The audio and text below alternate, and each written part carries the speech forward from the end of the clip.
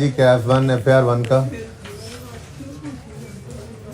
Question से 2 homework में बच्चे कह रहे हैं कि हैंडआउट लेट मिला इसलिए हम नहीं कर सके। चलें कोई बात नहीं, इनमें से एक को फिर होमवर्क में रख लेंगे, एक कर लेंगे और एक आधा होमवर्क में और डाल लेंगे, ठीक है। लेकिन उससे पहले ना मैं थोड़ी सी बात करना चाह रहा हूँ आपके साथ उस रूल की जो आपको लिखवा दिया था, क्योंकि आहिस्ता आहिस्ता आपको मैंने बताया कि चीज़ों को अब हमने समझना भी तो है, ठीक है। एक रूल आपको लिखवाया था कि बैड डेट रिटर्न ऑफ को हम सिरे से सवाल में इग्नोर कर देते हैं कैश फ्लो में, ठीक है। और प्रोविजन फॉर डाउटफुल डेट जो है उसको डेटर्स में से नेट कर लेते हैं और नेट डेटर्स को इसमें वर्किंग कैपिटल चेंजेस में ले लेते हैं। एक ये उसूल को प्रूव करेंगे, उसूलों वाले सफ़े में लिखवाया था मैंने, लिखवाया हुआ है ना। और दूसरी चीज़ मैंने आपको कही थी कि सब कुछ हम कर रहे होते हैं नॉन कैश को रिवर्स और कैश को रिकॉर्ड। जैसे हम कहते हैं गेन लॉस फिक्स एसेट का है, इसको रिवर्स कर दो और कैश रिसीव्ड ऑन डिस्पोजल को आप इन्वेस्टिंग एक्टिविटी में लो। इंटरेस्ट एक्सपेंस को रिवर्स कर दो, इंटरेस्ट पेड को लो। इंटरेस्ट इनकम या इन्वेस्टमेंट इनकम को रिवर्स कर दो और cash received on investment income को लो, ठीक है ना। लेकिन हम सेल्स से लेकर कॉस्ट ऑफ सेल हो गया, एडमिन हो गया, सेलिंग हो गया, अदर एक्सपेंसेस हो गए, इनको हम लिफ्ट नहीं कराते थे, कैश में कन्वर्ट नहीं करते थे। तो मैंने आपको कहा था कि वर्किंग कैपिटल चेंजेस के जो आइटम्स हम लेते हैं उसमें जो हम ओपनिंग क्लोजिंग का डिफरेंस लेकर जो एक रूल बनाया हुआ है उसको यूज करते हैं तो उससे बाकी सारी चीजें खुद ब खुद कैश में कन्वर्ट हो जाती हैं, ठीक है ना। कि हम इनकम्स और इनकम स्टेटमेंट में यही करते थे ना। देखो इनकम स्टेटमेंट का जो फॉर्मेट है वो क्या है, sales less cost of sales gross profit आ गया, ठीक है जी। उसके बाद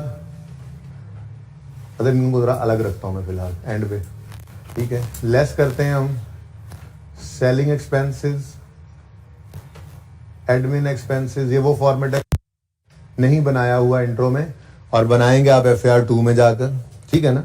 एडमिन एक्सपेंसेस और अदर एक्सपेंसेस और फाइनेंस कॉस्ट, बल्कि यूं कर लें, इसको हम कहा करते हैं जी प्रॉफिट फ्रॉम ऑपरेशंस, बल्कि इसको ऐसे कर लेते हैं ऑपरेटिंग एक्सपेंसेस में से, ऐसे ही तरह एक मैं क्लासिफिकेशन ही बना रहा हूँ, को बात छोटी सी समझाने चाह रहा हूँ आपको। प्रॉफिट फ्रॉम ऑपरेशंस ले लेते हैं, फिर इसमें से हम लेस करते हैं अदर एक्सपेंसेस, लेस करते हैं हम फाइनेंस कॉस्ट और ऐड कर लेते हैं हम अदर इनकम और हम पहुंच जाया करते हैं प्रॉफिट बिफोर टैक्स पे। इसमें से लेस होता है टैक्स एक्सपेंस तो हम पहुंच जाया करते हैं प्रॉफिट आफ्टर टैक्स, ठीक है। पॉज करें जरा। अच्छा जी, तो ये फॉर्मेट है हमारा, ठीक है। मैंने थोड़ा सा ना इसके अंदर एक यहाँ पे ब्रेक लगाई। देखें कोई भी जो बिजनेस है उसके मेन ऑपरेशंस, मिसाल के तौर पे ट्रेडिंग बिजनेस है तो उसके मेन ऑपरेशंस क्या होंगे, मैन्युफैक्चरिंग बिजनेस भी हो या ट्रेडिंग बिजनेस भी हो तो चीज़ों को, बनी बनाई चीज़ों को खरीद के बेचना या चीज़ों को बनाकर फिर बेचना। तो बेचना और उनको खरीदना या बेचना उनको बनाकर, ठीक है, ये GP से ऊपर आ जाता है। फिर उनको बेचने के लिए कोई एक्सपेंसेस हैं, कोई एडमिन एक्सपेंसेस हैं, इनको ऑपरेटिंग एक्सपेंसेस भी कहते हैं। तो ये बेसिकली बिजनेस के ऑपरेशंस होते हैं, मेन ऑपरेशंस, ठीक है। उसके बाद देखो अगर जो बिजनेस हम कर रहे हैं, ठीक है, उस बिजनेस वाली चीज को जब हम बेचते हैं तो उसको अदर इनकम नहीं कहते, उसको सेल्स कहते हैं, रेवेन्यू, मेन इनकम, ठीक है। और उस सेल को करने के लिए जो कॉस्ट इनकर करते हैं उसको हम कॉस्ट ऑफ सेल्स कह देते हैं, ठीक है। फिर सेलिंग एक्सपेंसेस हैं, एडमिन एक्सपेंसेस हैं, ये ऑपरेशंस हैं बिजनेस के। लेकिन जो मिसाल के तौर पे फिक्स एसेट है, एक बिजनेस है ट्रेडिंग बिजनेस, बिजनेस का काम क्या है कि जी वो ये मैन्युफैक्चरिंग है चाहे तो उनका काम है, ये फिलिप्स वालों का काम है ये लाइट बनाना और बना के बेचना, ठीक है। अब उन्होंने अपना एक प्लांट पुराना हुआ वो बेच दिया, बेचने पे लॉस आ गया। मुझे बताएं क्या फिलिप्स वालों की मेन एक्टिविटी फिक्स्ड एसेट्स का बेचना और उससे गेन या लॉस कमाना होता है। इसलिए जो बिजनेसेस होते हैं, ये ट्रेडिंग या मैन्युफैक्चरिंग बिजनेसेस, भाई एक तो बिजनेस जिसका काम ही फिक्स एसेट बेचना हो, जैसे गाड़ियों का बिजनेस है, वो बेच ही ऐसी चीज रहे हैं जो फिक्स एसेट की नेचर की, तो उनकी इन्वेंट्री बन जाएगी ना। मैं इन्वेंट्री की बात नहीं कर रहा, ठीक है ना। आप जिस चीज को बेच रहे होते हैं वो आपकी इन्वेंट्री है, ठीक है ना। जिस चीज का बिजनेस कर रहे हैं मैं उसकी बात नहीं कर रहा। मैं ये कह रहा हूं कि आपने जो फिक्स एसेट होता ही क्या है, आपने कोई भी चीज अपने यूज में, बिजनेस के यूज में रखी हुई है, जो बिजनेस के अंदर यूज होकर कैश फ्लो जनरेट करने में हेल्प कर रही है, वो फिक्स एसेट होता है, ठीक है ना। तो जो भी बिजनेसेस होते हैं उनकी कोर एक्टिविटी अपने फिक्स्ड एसेट्स को बेचकर उनसे गेन कमाना या लॉस इनकर करना नहीं होती, ठीक है ना। सेल्स तो रोज हो रही हैं, कॉस्ट ऑफ सेल्स रोज इनकर हो रही हैं, सेलिंग एडमिन एक्सपेंसेस रोजाना हो रहे हैं, लेकिन फिक्स एसेट बिक कर गेन आ जाना या लॉस आ जाना ये कभी कभी का है काम, ठीक है ना। तो इसलिए अगर फिक्स एसेट बेचा, उस पर लॉस आ गया, और मिसाल के तौर पे वो फिक्स एसेट फैक्ट्री में पड़ा था, तो उस एक्सपेंस को कॉस्ट ऑफ लॉस को कॉस्ट ऑफ सेल में नहीं डालते।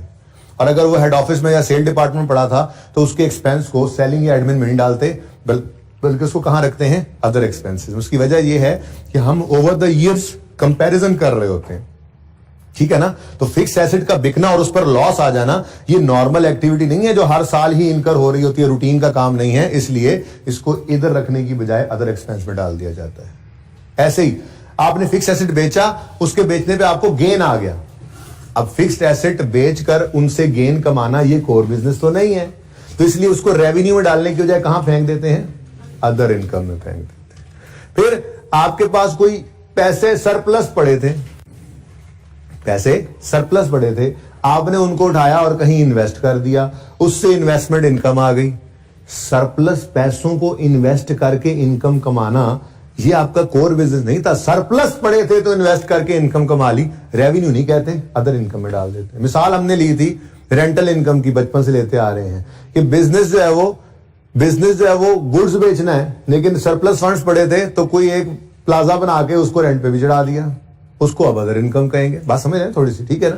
तो एक चीज होती है ऑपरेशंस और एक उसके अलावा जो कभी कभी होने। फाइनेंस कॉस्ट भी क्या है भाई, ऑपरेशंस नहीं है कि आपने लोन, आपका काम ही क्या है जी, लोन लेते हैं, इंटरेस्ट देते हैं, बस मरगूब हमारा काम, मशगला ही यही है हमारा मरगूब मशगला। क्या हम बैंकों से लोन लेते हैं, उस पर इंटरेस्ट पे करते हैं? नहीं भाई, बिजनेस को जरूरत पड़ गई थोड़े से पैसों की, अगर सरप्लस है उसको इन्वेस्ट करके इनकम आई तो अदर इनकम में ले गए, इधर कहां गई, अदर इनकम में। और अगर पैसे कम पड़े, बैंक से लोन लिया, उसको इंटरेस्ट पे किया, फाइनेंस कॉस्ट में ले जाएंगे। तो कहने का मकसद ये था कि इन चीजों के अंदर जो पड़ा होता है ना, उसको हम रिवर्स करते आए। हम पकड़ते थे पीबीटी, स्टार्टिंग पॉइंट हमारा पीबीटी होता है ना, ठीक है। और अदर इनकम के अंदर अगर कोई gain on disposal of fix asset पड़ा है तो हम उसे रिवर्स कर देते थे। हम कहते थे आते आते ऐड हो गया, लेस कर दो और कैश रिसीव को लो। अदर एक्सपेंसेस में मिसाल के तौर पे कोई लॉस ऑन डिस्पोजल पड़ा है, हम कहते थे आते आते लेस हो गया, ऐड बैक कर दो और कैश रिसीव्ड लो। इंटरेस्ट एक्सपेंस को हम कहते थे कि ऐड बैक कर दो और इंटरेस्ट पेड को लेस करो। ये सब तो काम हम कर रहे थे, ठीक है ना। लेकिन हमने सेल में भी तो क्रेडिट सेल्स पड़ी थी, उनको नहीं छेड़ा था। कॉस्ट ऑफ सेल में क्रेडिट परचेजेस हो सकती है, नहीं छेड़ा। एडमिन सेलिंग एक्सपेंस में बहुत सारे खर्चे ऐसे होंगे जो एक्रूवल की बेसिस पे रिकॉर्डेड होंगे, हमने उनको तो नहीं कैश में कन्वर्ट किया। तो मैंने ये कहा था कि ये सारा एरिया जो है ये ऑटोमेटिकली कैश में कन्वर्ट हो जाता है जब हम वर्किंग कैपिटल आइटम्स की चेंजेस लेते हैं, ठीक है। तो ये दो चीजें थी जो अभी तक आपको याद होगी अल्हम्दुलिल्लाह। पर्चा आपका पास हो सकता है, ठीक है ना, लेकिन आज उसकी लॉजिक भी आ जाए, ठीक है ना। तो ये दोनों चीजें आज हमारी एक छोटी सी एग्जांपल में प्रूव होंगी, ठीक है। एक तो ये कि जो हम बैड डेट एक्सपेंस को इग्नोर करते हैं और प्रोविजन को नेट कर देते हैं, या ग्रॉस करके भी दिखा दूंगा, प्रूफ करना है ना, तो ये क्या हम सही कर रहे होते हैं, क्या वाकई कैश में कन्वर्ट हो जाते हैं उससे डेटर्स। दूसरी बात, जैसे आपके सेल्स की बजाय कैश की फिगर कैश फ्लो में भी आएगी ना थोड़ी देर, ऐसे ही बाकी सारे भी कैश में कन्वर्ट हो जाते हैं। दोनों बातें हमारी आज की छोटी सी एग्जांपल के अंदर प्रूव होने जा रही हैं, ठीक है।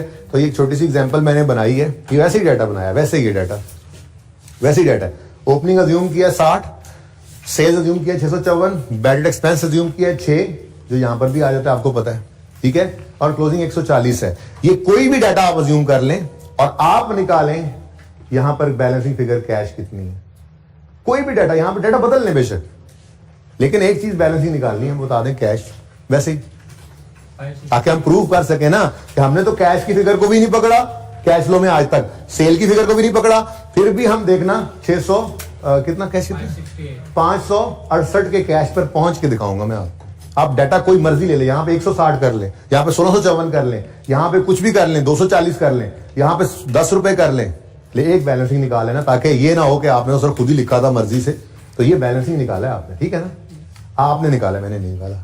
ऐसे ही ओपनिंग बेसिकली इस सवाल के अंदर अज्यूम, ये डाटा अज्यूम्ड है और प्रोविजन की परसेंटेज मेरे दिमाग में 5% थी, तो 6 का 5%, 60 का 5% 3 है, 140 का 5% 7 बनता है। चेक कर लो बेशक, चेक कर लो जहन में प्रोविजन। एक और चीज भी एंड पे बताऊंगा ना अलग से, वो अगले मेथड की तैयारी करेंगे तो ये यही बनता है ना, ठीक है। ये जरा मैंने 5% प्रोविजन अज्यूम की हुई है, तो ये डाटा सारा अज्यूम्ड है, ठीक है, और ये बैलेंसिंग आपने निकाला, तो ये प्रोविजन का रेट 5% मैंने अज्यूम किया हुआ है। इस एग्जांपल के अंदर आप 10% अज्यूम कर लें, ओपनिंग क्लोजिंग 10% कर लें, कोई मसला नहीं। ये 6 तो वही आ गया। अब फिर बैलेंसिंग बैड डेट एक्सपेंस की आप निकालें, बैड डेट एक्सपेंस बैलेंसिंग कितना आता है, जो प्रॉफिट एंड लॉस में फिगर जाती है, प्रॉफिट एंड लॉस वाली फिगर 10, ठीक हो गया। ये दो चीजें आपने बैलेंसिंग निकाली है। मेरा रूल क्या था, मैंने आपको कहा था कि आपने बैड एक्सपेंस को इग्नोर करना है सिरे से, और अगर डेटर्स ग्रॉस पड़े हैं तो उनको नेट करके वर्किंग कैपिटल में नेट डेटर्स को प्रेजेंट करना है, शो करना है, ठीक है, सही है। अब जरा चेक करते हैं, समझे, हमारे पास सिर्फ और सिर्फ यही दो जो है वो फिगर, मतलब यही दो चीजें हैं हमारे पास सवाल के अंदर। और अगर मैं इससे अपनी प्रॉफिट एंड लॉस अकाउंट बनाऊं आपके लिए, इनकम स्टेटमेंट ऐसे ही बना दूं, इनकम स्टेटमेंट के एक्सपेक्ट्स अगर बनाऊं, तो इनकम स्टेटमेंट के एक्सपेक्ट्स के अंदर मेरे पास सेल्स आएंगी कितनी, 654 आएंगी, ऐसे ही बना होता है ना, लेस कॉस्ट ऑफ सेल करते करते GP add other income less expenses के अंदर जाकर बैड डेट एक्सपेंस पड़ा होगा कितना, 10। अब अज्यूमिंग कुछ भी और नहीं है सवाल के अंदर, ठीक है ना, बस यही है डाटा, तो हमारे पास पीबीटी आ गया 644, जिससे हमने स्टार्ट करना होता है, ठीक है ना। और बैलेंस शीट के अंदर आपको करंट एसेट्स के अंदर डेटर्स नजर आ रहे हैं 140 के, और प्रोविजन इनमें से नेट होकर शो हो रही होती है, तो डेटर्स नेट बन रहे हैं 133 के, ठीक है ना। तो अगर सिर्फ सवाल के अंदर यही डाटा अज्यूम करूं तो ये हमारा सवाल, दो लेजर्स है, इनकम स्टेटमेंट बैलेंस शीट, कोई मसला है यहां तक। अब मैं कैश फ्लो शुरू करने लगा हूं, और कैश फ्लो का स्टार्टिंग पॉइंट क्या होता है, 654। अब सिर्फ एक सेल ही सामने रखिए, क्योंकि दो चीजें भी कर दूंगा ना तो ये समझा नहीं सकता था, तो सिर्फ एक सेल है हमारे पास इस सवाल के अंदर, जिससे कैश 568 निकलना चाहिए, मानते हो। अब ना तो मैं सेल से शुरू कर रहा हूं, ना ही मैं बैड डेट की को लिफ्ट करा रहा हूं, बल्कि मैं अपनी तरतीब पे कैश फ्लो का सवाल कर रहा हूं, जैसे आपको सिखाया हुआ है, ठीक है। तो हम बनाने लगे हैं जी स्टेटमेंट ऑफ कैश फ्लोज। इसके अंदर ऑपरेटिंग एक्टिविटीज आती है ना सबसे पहले, ये वर्किंग कैपिटल चेंजेस यहीं पे आती हैं। ऑपरेटिंग एक्टिविटीज की हेडिंग बनती है, जिसके अंदर सबसे पहले स्टार्टिंग पॉइंट होता है हमारा पीबीटी, उसके बाद हम करते हैं जी adjustments for non cash items, और उसके बाद हम करते हैं जी adjustments for working capital item changes,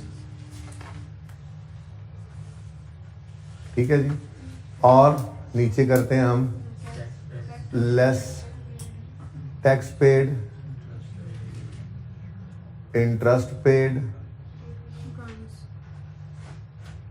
और डिविडेंड पेड बोला करें और लिखा करें, बाद में एंड पे ड्राइंग, क्योंकि अब आप बड़े हो चुके हैं, सवाल तो आपको अब वही वाले मिलने हैं, ठीक है ना, जिनमें डिविडेंड हुआ करेगा। बहरहाल शुरू करें ही सवाल, बाकी तो फिर यहां से नेट कैश फ्लोज आएंगे, net cash flows from operating activities, जिसको मैं आज तक लिखता नहीं था, बस यहाँ पर ए लिख दिया करता था, ठीक है ना, याद आ रहा है, वो ए की फिगर आती है। उसके बाद फिर आगे investing activity, financing activity and so on. लेकिन सवाल में और कुछ है नहीं, कहानी सिर्फ यहीं पे रोकनी है, ठीक है। ये 3 भी नहीं थे, ये भी लिखने की जरूरत नहीं थी, बहरहाल फॉर्मेट बना दिया मैंने। शुरू करें आप, स्टार्टिंग पॉइंट क्या है, प्रॉफिट बिफोर टैक्स। अब देखना जादू, 644 से हमने शुरू कर दिया, ठीक है। अब पहले हम जो है वो एक तरीका जो पहले से सीखा हो वही अप्लाई करते हैं। सबसे पहला तो बैड डेट एक्सपेंस को क्या कर दो, इग्नोर। हमें इनकम स्टेटमेंट मिली इनकम स्टेटमेंट जेहन में आता होगा ना, बैड एक्सपेंस भी तो डेप्रिसिएशन की तरह से नॉन कैश ही है। बैड एक्सपेंस की एंट्री, बैड एक्सपेंस डेबिट हो रहा है, प्रोविजन क्रेडिट हो रही है, इसमें तो कोई कैश क्रेडिट नहीं हो रहा, नॉन कैश ही है ना, तो इसको क्यों इग्नोर करते हैं वो भी देखने लगे, ठीक है ना। तो हमें इनकम स्टेटमेंट ये मिली हुई है, इसमें बैड एक्सपेंस नजर आ रहा है। मैंने वो क्या लिखवाया था, उसूल क्या लिखवाया था, इग्नोर, पक्का इग्नोर। क्या कर दोगे, इग्नोर। हो गया इग्नोर। अब दूसरी चीज प्रोविजन भी आ रही है, ठीक है। क्या सिखाया आपको, प्रोविजन को नेट करो और नेट प्रोविजन को ले जाओ कहां पर। अच्छा, अब ये है क्लोजिंग, माजरत के साथ ओपनिंग मैंने नहीं लिखा था यहां पर, तो अगर आप ओपनिंग भी लिखवा दें मुझे, तो 60 है और 3 है, ये कितना बन गया 57, ठीक है ना। ऐसे बैलेंस शीट गिवन होती है ना आपको। तो मैंने कहा जी प्रोविजन को डेटर्स में से कर दो नेट, और नेट डेटर्स, ग्रॉस नहीं, नेट डेटर्स को पकड़ो और ले जाओ कहां पर, वर्किंग कैपिटल में। तो बताओ जी 57 से 133 बढ़ रहे हैं डेटर्स, तो यहां पर लिखेंगे हम डेटर्स बढ़ रहे हैं, तो डेटर्स का बढ़ना डेबिट, दूसरा इंपैक्ट कैश पे कितने से 76 से क्रेडिट हो गया। अब जरा मुझे बताओ इसका आंसर क्या आ रहा है, 568। चेक कर लो ये कैश पे पहुंच गया या नहीं पहुंच गया, किधर गया। ये मैंने तो कहीं पे कैश यूज नहीं किया, मैंने क्या पकड़ा, जैसे सवाल के अंदर पीबीटी पकड़ते थे वो पकड़ा, यहां पे लिख लिया। फिर मैंने क्या किया, बैड एक्सपेंस को भी इग्नोर कर दिया इग्नोर, और बोलो। फिर मैंने क्या किया, प्रोविजन को डेटर से नेट किया और नेट डेटर्स को पकड़ा और वर्किंग कैपिटल चेंजेस में लाकर लिख दिया, और जब आंसर निकाला तो हमारी फिगर जो है वो कैश की आ गई, यानी ये कैश रिसीव फ्रॉम कस्टमर्स की फिगर आ गई। यानी इनकम स्टेटमेंट में जो सेल के अंदर क्रेडिट सेल का भी असर था वो भी निकल गया, जो बैड डेट रिटर्न ऑफ आ रहे थे वो भी निकल गए। ये सब कुछ कैसे हो गया, अब छोड़ें इस बात को, बस इतना ही बता सकता हूं, प्रूफ तो कर दिया ना आपको। ऐसे ही ये सिंगल ही लेकर चल सकता था मैं, क्योंकि समझाने के लिए जरूरी था, 568 दिखाने के लिए। ऐसे ही आपने क्रेडिटर का लेजर ले लेना, लेते हो ना क्रेडिटर भी वर्किंग कैपिटल में, वहां से ये भी वो भी ऑटोमेटिकली कैश में कन्वर्ट हो जाएगा। ऐसे ही आपने एक्रूअल्स प्रीपेमेंट सारे ले लेने होते हैं, लेते हो ना वर्किंग कैपिटल में, वो सारे ही इसी मैकेनिज्म के तहत ऑटोमेटिकली ओपनिंग क्लोजिंग का डिफरेंस लेते हो ना जब, तो वो किस में कन्वर्ट हो जाते हैं, कैश में। इसलिए हम ऑपरेशंस में होने वाले सारे कामों को अलग से ऊपर ऐड और लेस नीचे नहीं करते थे, बल्कि वर्किंग कैपिटल आइटम्स कह के इनको जब चेंजेस में लेते थे तो ऑटोमेटिकली ये कैश में कन्वर्ट हो जाते थे। इसके अलावा वाले जितने भी हैं, चाहे वो लॉस ऑन डिस्पोजल हो, चाहे वो गेन ऑन डिस्पोजल हो, चाहे वो इंटरेस्ट एक्सपेंस हो, चाहे वो इन्वेस्टमेंट इनकम हो, इन सब को हम क्या करते हैं, एडजस्टमेंट्स और नॉन कैश के अंदर इनकम्स एक्सपेंसेस को रिवर्स कर देते हैं, और जो इनका एक्चुअल कैश रिसीव होता है या कैश पे होता है हम उसको कैश फ्लो के अंदर शो करते हैं। लेकिन इन आइटम्स को कुछ नहीं करते, असल में कुछ नहीं क्यों नहीं करते, हम वर्किंग कैपिटल चेंजेस में कर तो रहे होते हैं इनको ओपनिंग क्लोजिंग के डिफरेंस के साथ प्लस माइनस, वो जो प्लस माइनस कर रहे होते हैं वो बिल्कुल सही, कैश रिसीव्ड ही हुआ था ना, कैश रिसीव पॉजिटिव ही निकला है, ठीक है ना। ऐसे ही क्रेडिटर के लेजर के अंदर कैश पेड होता है ना, तो वो माइनस वाली फिगर ही निकल रही होती है। अब इसको छोड़ दें, इससे ज्यादा समझाने की जरूरत नहीं है, प्रूव ये हो गया कि जो हमने रूल लिखा था वो सही था। अब ये बात याद कोई नहीं रहती, चाहे वो घर तक जाते जाते ही भूल जाती है, याद वही रहता है पर्चे तक उसूल, जो क्या लिखवाया था आपको कि आपने क्या करना है, बैड एक्सपेंस को इग्नोर करना है, किया इग्नोर। देखो कहीं पे यहां पर हमने यहां पर 578 तो नहीं आ गया कि कैश के अंदर वो भी शामिल हो गया हो, या 558 तो नहीं आ गया, एग्जैक्ट कैश की फिगर आई है या नहीं आई है, बस इसका मतलब है हमने बैड को इग्नोर किया, बैड एक्सपेंस को इग्नोर किया और प्रोविजन को नेट ऑफ डेटर्स करके यूज किया, तो हमारे पास कैश की फिगर आ गई। मानते हो ये बात? अभी रुक जाओ, एक और काम क्या है,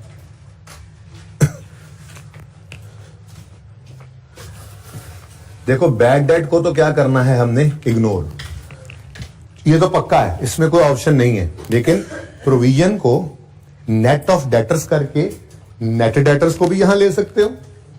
यहां पे मैंने डेटर्स कौन से उठाए हैं, नेट, ये डेटर्स कौन से हैं जी, ये नेट डेटर्स हैं, और ये डेटर्स कौन से हैं, जरा जगह यहां पे बनाए, समझ आई ना। तो डेटर्स ग्रॉस थे, उनमें से प्रोविजन लेस करके नेट निकाले, और यहां पे मैंने क्या यूज कर लिया, नेट डेटर्स को। ठीक है ना, ये एक सिनेरियो बन गया हमारा, सिनेरियो 1 इसको कह लेता हूं मैं। ठीक है, दूसरा ऑप्शन क्या हो सकता है जी? दूसरा ऑप्शन ये है कि आप ऑपरेटिंग एक्टिविटीज, वही cash flow statement of cash flows, उसमें ऑपरेटिंग, एक ही बार नोट करना यार, साथ साथ मत करो, देख लो पहले भाई को मैं कह रहा हूं, तुम क्लास में नहीं हो जी। Starting point profit before tax, adjustments for non cash items, और फिर adjustments for working capital items changes, और नीचे वही लेस लेस लेस और नेट कैश फ्लोज आ जाएंगे।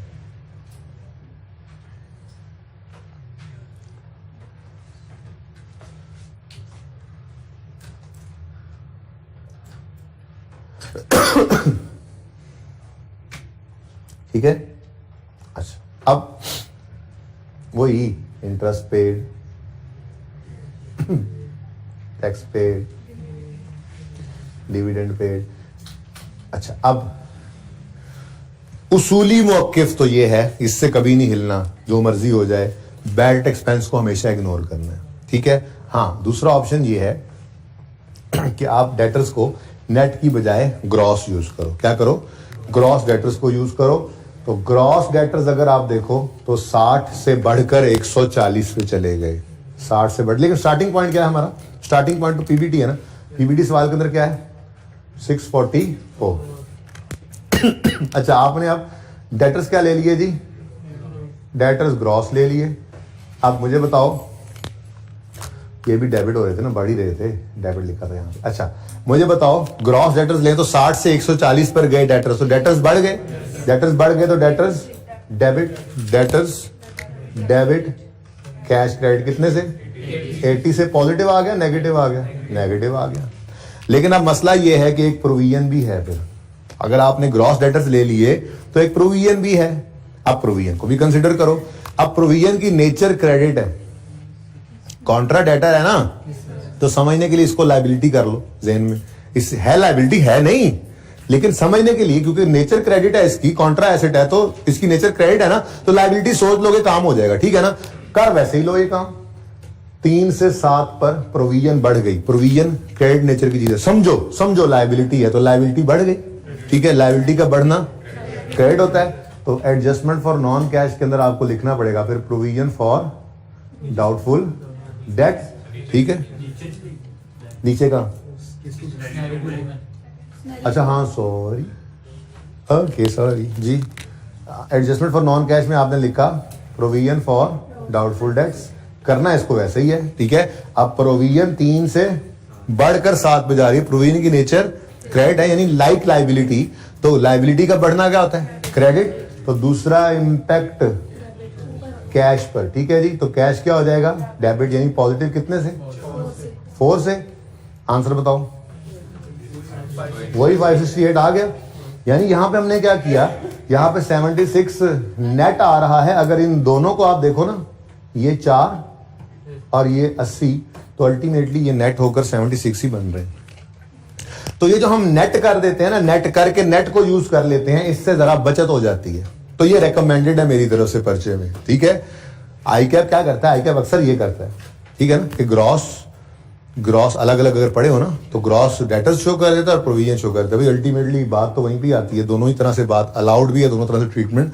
तो मेरी तरफ से रिकमेंडेड ट्रीटमेंट क्या है, ये सिनेरियो 1, कि आप क्या किया करो, डेटर्स और प्रोविजन जो अलग अलग होते हैं, तो आप उनको नेट करके, अगर अलग अलग हो तो नेट करके नेट डेटर्स को यहां यूज कर लो।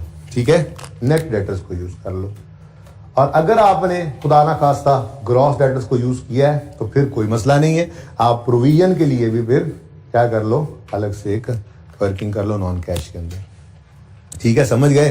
तो ये हमारी दोनों तीनों बातें आज प्रूव हो गई। पहली बात, बैड एक्सपेंस को हमने इग्नोर किया, भाई ये तो इधर भी इग्नोर किया, 10 को लिफ्ट ही किसी ने नहीं कराई। देखो यहां तक आते, पीबीटी तक आते आते माइनस हो चुका था या नहीं हो चुका था? हो चुका था ना माइनस। मैंने ना यहाँ पे इसको लिफ्ट कराई है जब मैंने नेट डेटर्स यूज किए ना ग्रॉस डेटर्स यूज किए तो, लेकिन नेट डेटर और ग्रॉस डेटर यूज करना ये एक अलग सिनेरियो, दो अलग अलग चीजें। एक चीज है बैड एक्सपेंस को इग्नोर करना और दूसरी चीज है प्रोविजन को डेटर में से नेट करके नेट डेटर्स को यूज करना।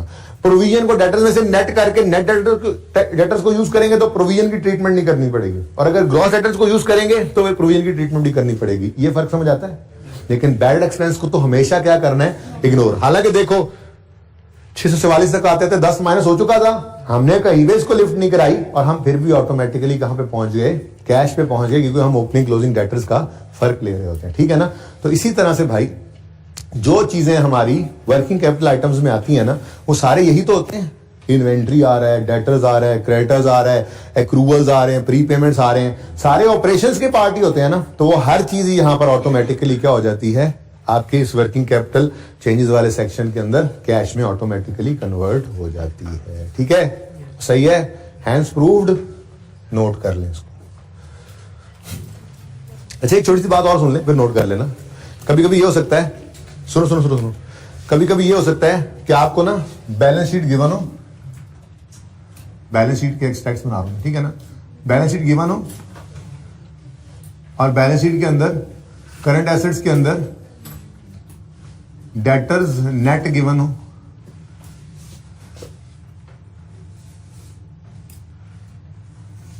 नेट कितने 133 और 57 ऐसे ही, ठीक है।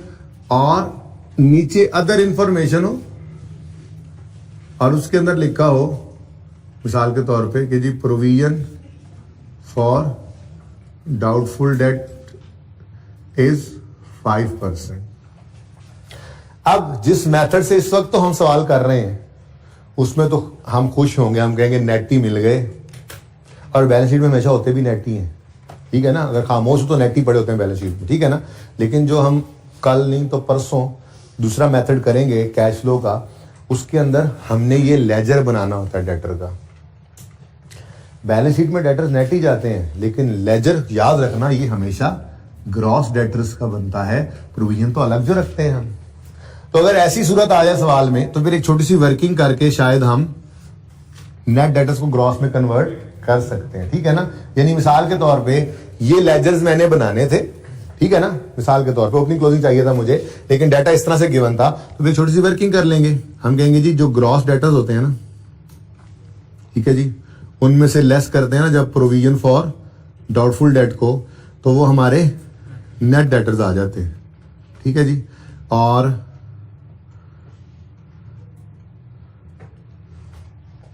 हमें सवाल के अंदर गिवन है नेट डेटर्स कितने 133, बैलेंस शीट आपको गिवन होगी ना सवालों के अंदर, कैश फ्लो के सवालों में बैलेंस शीट गिवन होती है, बैलेंस शीट में नेट डेटर्स पड़े होंगे, नीचे प्रोविजन का बताया होगा, और हमें डेटर का लेजर बनाना होगा उस मेथड के अंदर जाके।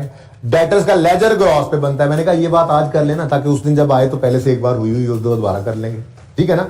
अब डेटर्स ग्रॉस निकालने हैं तो क्या करोगे, बताया ये गया कि प्रोविजन का रेट क्या है 5%, इसका मतलब फिर ये 95 पे पड़ा है, तो ये हमें 100 पे चाहिए, ठीक है ना। तो अब आप बेहतरीन फॉर्मूला है, आपको पता ही है, आप क्या करोगे, आप कहोगे जी गिवन अमाउंट ये 95 है, हमें इसका 100 चाहिए, बोलो हैं 57 डिवाइडेड बाय 95 इंटू 100 140 आता है, 60 आता है। तो फिर हाँ ठहर जाओ, फिर यहां पर बैलेंसिंग क्या आ गया 3। ऐसे ही 133 को डिवाइड बाय 95 इंटू 100 करो तो 140, तो यहां पर बैलेंसिंग क्या आ गया। तो आप कोई एक फिगर निकाल के दूसरा बैलेंसिंग निकाल सकते हो, और आप चेक करो आप पहुंच गए इन फिगर्स पे। ये करोगे, अब डेटर्स को आप बनाओगे 60 और 140 ओपनिंग क्लोजिंग सवाल जब कर रहे होगे, और प्रोविजन को ओपनिंग क्लोजिंग लिखोगे 3 और 7, ठीक है।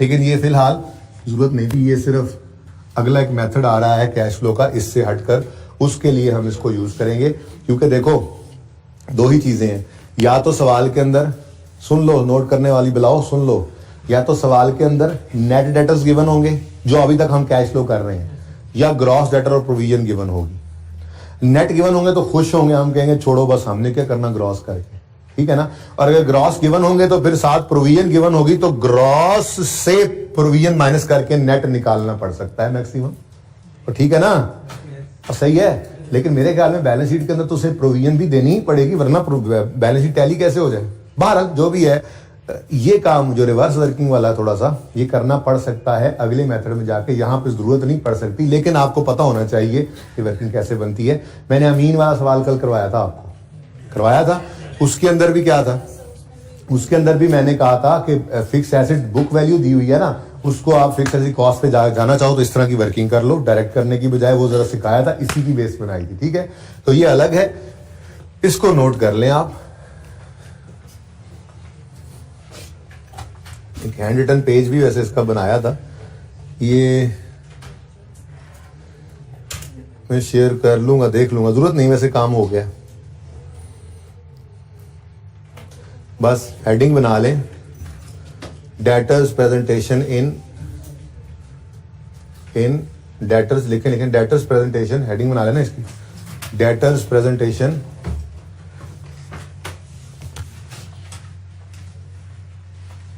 debtors and provision for doubtful debt presentation in indirect cash flow। कौन सा जी? हाँ, बस ये अब नाम तो याद रख लेना फिलहाल, कि जो भी कर रहे हैं हम, दूसरा जो होगा वो देखेंगे। ये जो मेथड हम कर रहे हैं कैश फ्लो बनाने का, इसको कहते हैं इनडायरेक्ट मेथड, ठीक है ना।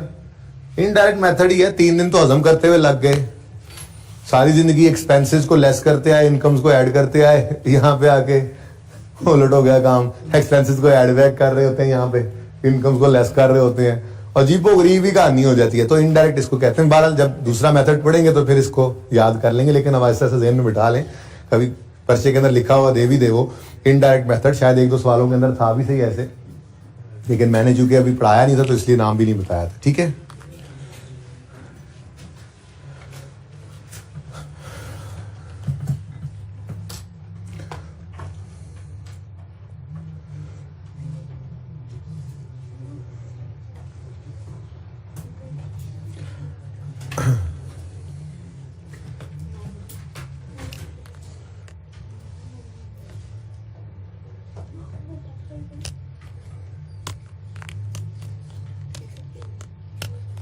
कितनी देर लगेगी नोट करने में? 5 मिनट ज्यादा है बेटा, 5 मिनट समझने के बाद 5 मिनट ये 4 लफ्जों को नोट करने पे अगर तुम लोगों ने लगाने हैं ना, तो फिर बस कोई हाल नहीं, फिर तो मैं कहूँगा कोई जो हाल नहीं। बड़ी मेहरबानी भाईजन, 4.5 मिनट आपने जो मुझे 30 सेकंड का डिस्काउंट दिया है ना,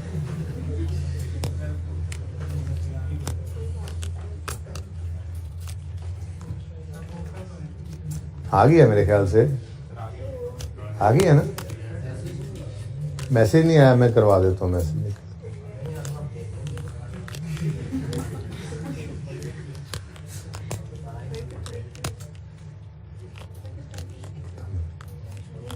नहीं पता,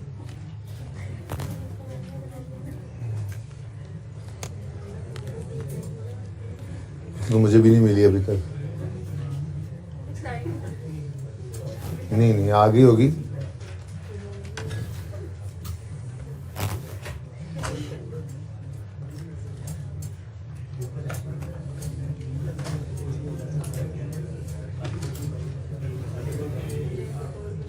हाँ जी, अब इधर आ जाए, बस करें, बहुत हो गया। अच्छा जी, क्वेश्चन 2 थे होमवर्क के अंदर। कितने बच्चों ने ये ट्राई किए दोनों? कौन सा वाला? पहले वाला ही कर लिया उन्होंने। अच्छा चले, सुने इधर प्लीज, सुने प्लीज, सुनने प्लीज। इसको ट्राई दोबारा करना है आपने, लेकिन थोड़ी सी बात इस पे और कर लूं। जैसे मिसाल के तौर पे 250 लैंड की कॉस्ट गिवन है 31 दिसंबर 14 पर, ठीक है, और यही हमारी क्लोजिंग डेट है। इसी दिन हमने 31 दिसंबर 14 की ही हमने कैश फ्लो बनानी है, ठीक है। तो क्लोजिंग बैलेंस हमारे सामने आ गया लैंड का। अब ओपनिंग कितना है, यहां पे कुछ उसने ओपनिंग बैलेंसेस दिए थे जिनके अंदर उसने लैंड का ओपनिंग बैलेंस हमें नहीं दिया। अब क्या करें? नहीं, हाँ निकाल, आप लेजर बनाएंगे, ठीक है, लेजर आप बनाएंगे, लेकिन मसला ये है कि आप क्या कह सकते हैं कि जी कोई मिसाल के तौर पे आपने लेजर ओपन किया,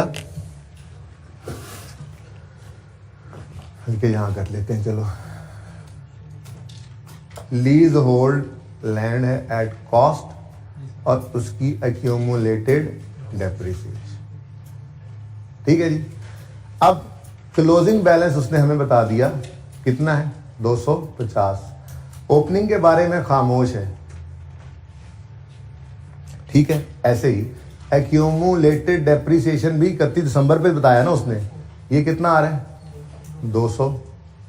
ठीक है, और ओपनिंग के बारे में यहां पे भी खामोश है, नहीं बताया उसने।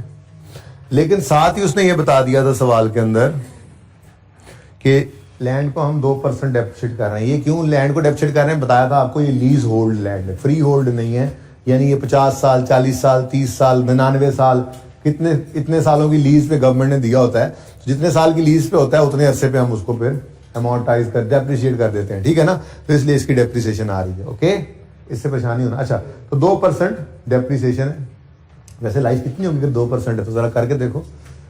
1/0.02 1/0.02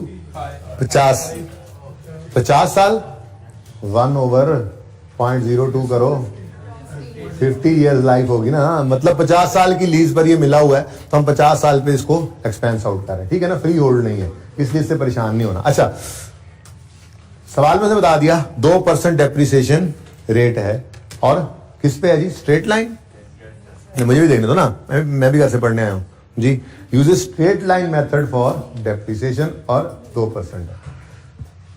ठीक है जी।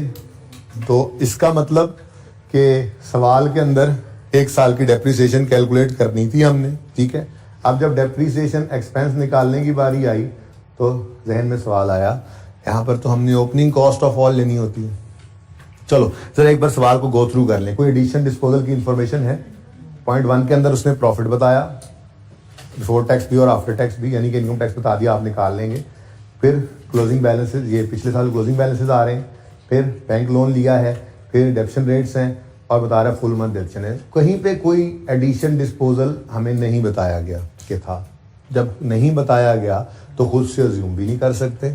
अब बड़ी ही माजरत के साथ मजबूरन हम यही अज्यूम कर सकते हैं कि ओपनिंग भी 250 ही है, यानी कि कोई एडिशन नहीं हुआ लैंड में और कोई डिस्पोजल भी नहीं हुआ। और क्या कर सकते हैं बताएं आप?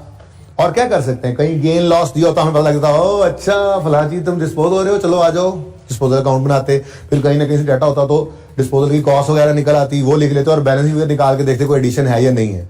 लेकिन ऐसा कुछ भी सवाल के अंदर नहीं दिया हुआ, तो मतलब जो क्लोजिंग है, अगर कोई डिफरेंस होता तो वो यहां पर पिछले साल क्लोजिंग दे देता। अगर नहीं दिया हो तो फिर यही अज्यूम कर सकते हैं कि 250 ही पड़ा हुआ था। ठीक है, अब इस 250 पे रेट नहीं लगाना डेप्रिसिएशन का, लगाना कॉन्सेप्ट नहीं अपना खराब करना, लगाना किस पे है? Opening cost of all. वो अलग बात है कि फिगर एक ही है, सेम ही है। ठीक है, तो डेप्रिसिएशन एक्सपेंस आपने निकाला 250 इंटू 2% कितना? 5। अच्छा ठीक है जी, तो फिर ये ओपनिंग कितना आ गया? अच्छा, वैसे इस ओपनिंग के निकालने की हमें कोई जरूरत नहीं थी वैसे, बाय द वे, ना भी निकालें तो काम चलता था। लेकिन चूंकि आपको आदत होती है लेजर्स बनाने की, तो आपने फटाफट सारे लेजर्स ओपन कर लिए, उन्हें बैलेंस शीट देखकर लेजर बन गए। सब में क्लोजिंग आ गया, ओपनिंग नहीं मिल रहा था। तो जिस किसी का ओपनिंग है वो यहाँ पे मिल गया, जिसको ओपनिंग नहीं है वो फिर अज्यूम करेंगे कि वही है। जैसे मिसाल के तौर पर आपने लॉन्ग टर्म डिपॉजिट 70 नजर आ रहा है आपको, इनकम टैक्स पेएबल 40 नजर आ रहा है। चलो ये तीनों तो हो गए ना, तीन ही है वैसे तो, क्योंकि ये दो डेटर और सॉरी स्टॉक हो गया, फिर कैश एंड बैंक हो गया, फिर अच्छा अकाउंट रिसीवेबल आ रहे हैं ऊपर, अकाउंट रिसीवेबल, लेकिन वो नेट है अल्हम्दुलिल्लाह। ठीक है, अकाउंट रिसीवेबल हो गए, अच्छा ये स्टॉक ही है, ये अकाउंट रिसीवेबल हो गए, ये कैश एंड कैश इक्विवेलेंट में चला जाएगा, और ट्रेड पेबल भी, ये 3 वर्किंग कैपिटल में चले गए। ये तो चले गए ना। अब लेजर तो बनने हैं इन दो के, लेजर इन्हीं के बनने हैं ना। तो आपने जब इनकम टैक्स का लेजर ओपन किया होगा, आप तो भागम भाग इस वक्त बैलेंस शीट बना रहे होंगे, तो आपने यहाँ पर चलते चलते देखा होगा इनकम टैक्स पेएबल, आपने यहाँ पे लिखा होगा इनकम टैक्स एक्सपेंस लिख लो, और क्लोजिंग में क्या आ रहा है? पेएबल। ये क्लोजिंग पेएबल है कितना? 85। अब अगर सवाल खामोश होता तो मजबूरन हमें इसको अज्यूम करना पड़ता ना, ओपनिंग खुद से कैसे अज्यूम कर सकते हैं। लेकिन सवाल खामोश है, सवाल ने कहा पिछले साल क्लोजिंग 31 दिसंबर 13 पर ओपनिंग ये कितना था? 80, तो फिर ये हमारे साल का ओपनिंग मान गया 80। ठीक है ना, ऐसे सवाल जो बता दे उसको ओपनिंग क्लोजिंग है, वरना तो नहीं है। फिर जैसे वहां पे अज्यूम किया, ऐसे ही लॉन्ग टर्म डिपॉजिट है, यहां से आपने उठाया लॉन्ग टर्म डिपॉजिट 70 का, आपने कहा लो जी लॉन्ग टर्म डिपॉजिट है। लॉन्ग टर्म डिपॉजिट एसेट्स में है। लॉन्ग टर्म डिपॉजिट क्या होता है, आपने मिसाल के तौर पे मीटर लगवाया वापडा का, सिक्योरिटी जमा करवाई, तो कैश क्रेडिट होता है ना, कैश क्रेडिट, और ये डिपॉजिट आपका एक एसेट होता है, security deposit debit cash credit. जब मीटर खत्म करेंगे आप तो वो आपको डिपॉजिट वापस मिल जाएगा वापडा से, तो आपका एसेट ही है, नॉर्मली लॉन्ग टर्म होता है, ठीक है ना। तो इसीलिए देखो साथ साथ ही आ गया long term non current assets के साथ ही। तो ये 70 का डिपॉजिट पड़ा है, लेकिन क्लोजिंग बैलेंस है, ये एसेट क्लोजिंग बैलेंस है। ये मैं थोड़ी सवाल पूरा नहीं कर रहा, सवाल वैसे तकरीबन हो ही गया पूरा देखो तो, लेकिन कर नहीं रहा पूरा, ये आप ट्राई करेंगे इंशाल्लाह, ओके। क्योंकि जितनी प्रैक्टिस आपने करने को बेटा, जितनी देर में मैं डिस्कस करता हूं ना सवाल, उतनी देर में सवाल करवा सकता हूं उससे ज्यादा आसानी से, लेकिन मैं फिर आपको डिस्कस करके भेज देता हूं, आप फिर करते हो, फिर अगले दिन आप मुझे पकड़ लेते हो, कहते हो नहीं ये समझ नहीं आया, ये समझ नहीं आया। तो जितनी देर में एक सवाल होना था उतनी देर में हम 2 सवाल कर रहे होते हैं, लेकिन एफर्ट आपकी तरफ से हो रही है ना, तो पर्चे में आपको वो काम आनी है, ठीक है ना। आप खुद ट्राई करते हो, आप खुद ट्राई करके, अब तो अच्छी बुक अल्लाह करे आज आप ना लेके जाओ, ऐसे ले लेना, ठीक है। बुक लेके भी जाओ तो अभी इसको ओपन ना करना, पहले ये सवाल कर ले, उस सवाल को जाके अपने कैश फ्लो वाले टॉपिक में से निकालना और सोल्यूशन देखना। आपको जो कॉन्फिडेंस इससे मिलेगा ना कि बिन देखे मैंने सवाल किया, अब तो मैं डिस्कस भी करके भेज रहा हूँ, कल वाली बात तो डिफरेंट होगी ना, ठीक है। तो जो आपकी एफर्ट लगेगी ना पर्चे में, वो आपको काम आएगी। यहाँ पे कॉपी पेस्ट उससे कोई फायदा नहीं होगा, तो कीजिए काम। आप 10 बार सवाल पूछेंगे, मैं जवाब देता रहूंगा, कोई मसला नहीं है। जब तक सवाल क्लियर नहीं होगा हम आगे नहीं जाएंगे, लेकिन पहले आप, ठीक है जी, ओके जी। लॉन्ग टर्म डिपॉजिट क्लोजिंग था। अब अगर सवाल के अंदर इसके बारे में कोई और बात ना बताता तो हम ओपनिंग में क्या अज्यूम करते, देखो हम ओपनिंग में कहते 70 ही है, यही अज्यूम करते ना, लेकिन ऐसा था नहीं। जब हम, क्योंकि सवाल को पढ़ते हुए ओपनिंग नहीं गिवन, तो खुद से ओपनिंग लिखते नहीं जाना था, हमने हर लेजर ओपन करके सिर्फ क्लोजिंग ही लिख लेने थे। फिर आगे गए, सवाल के अंदर पॉइंट 2 आया, तो ओ 70 है, अच्छा कितना है, अच्छा है भी 70 यार, फिर तो अच्छा नहीं लग रहा। हाँ, ओपनिंग ढूंढते पहुंचे, पता लगा 70, ना भी लिखा होता तो हम अज्यूम यही करते, ये 70 है। भाई बात समझ रहे हो, यानी कि वो आपका कोई डिपॉजिट दिया हो तो कोई नया मीटर नहीं लगवाया, तो ये भी फजूल में ही लेजर बना। यानी आप पर्चे के अंदर ऐसे जिसके अंदर ओपनिंग क्लोजिंग कोई ना फर्क हो, आप उसको इग्नोर भी कर सकते थे, ठीक है ना। जैसे लॉन्ग टर्म लोन पड़ा हो, कोई 5000 का लोन आ रहा था, ओपनिंग 5000 ही क्लोजिंग, आप वो लेजर नाम भी बनाओ तो काम चलेगा, कुछ कैश नहीं आएगा, ठीक है ना। अच्छा बहरहाल छोड़ो इस बात को। तो कहने का मकसद ये है कि आपने यहाँ पे आपको क्या मिलेगा, जैसे इंटरेस्ट, ये इनकम टैक्स एक्सपेंस का लेजर है, तो यहाँ पे उसने बताया था टैक्स एक्सपेंस जो है वो 13 रुपए है। क्या है जी, टैक्स एक्सपेंस क्या है, 13 रुपए। एक्सपेंस के लेजर में कैश आता है, एक्सपेंस डेबिट कैश क्रेडिट इस तरफ, और टैक्स एक्सपेंस इंटरेस्ट कहां से आ गया टैक्स में, यहाँ पे 13 आ जाएगा, तो ये बैलेंसिंग फिगर आ जाएगी।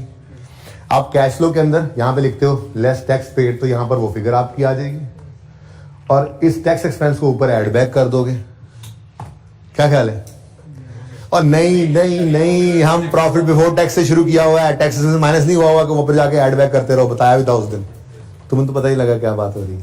सवाल घर पे करोगे तो पता लगेगा भाई ये ऐसे कर रहे हो। जो क्या नाम है तुम्हारा? मुजाहिद हो तुम? किए थे सवाल? नहीं, तो फिर तुम्हें ऐसे ही लग रहा है ना, पता नहीं क्या बातें हो रही हैं। कर लो भाई, अभी भी टाइम है, कर लो, ठीक है। मैं ये कहते कहते आखिरी दिन पे ही ना पहुंच जाऊं, अभी भी टाइम है, अभी भी टाइम है, तो अभी टाइम है, थोड़े दिन बाद नहीं रहेगा फिर जी। कुछ आइडिया हुआ?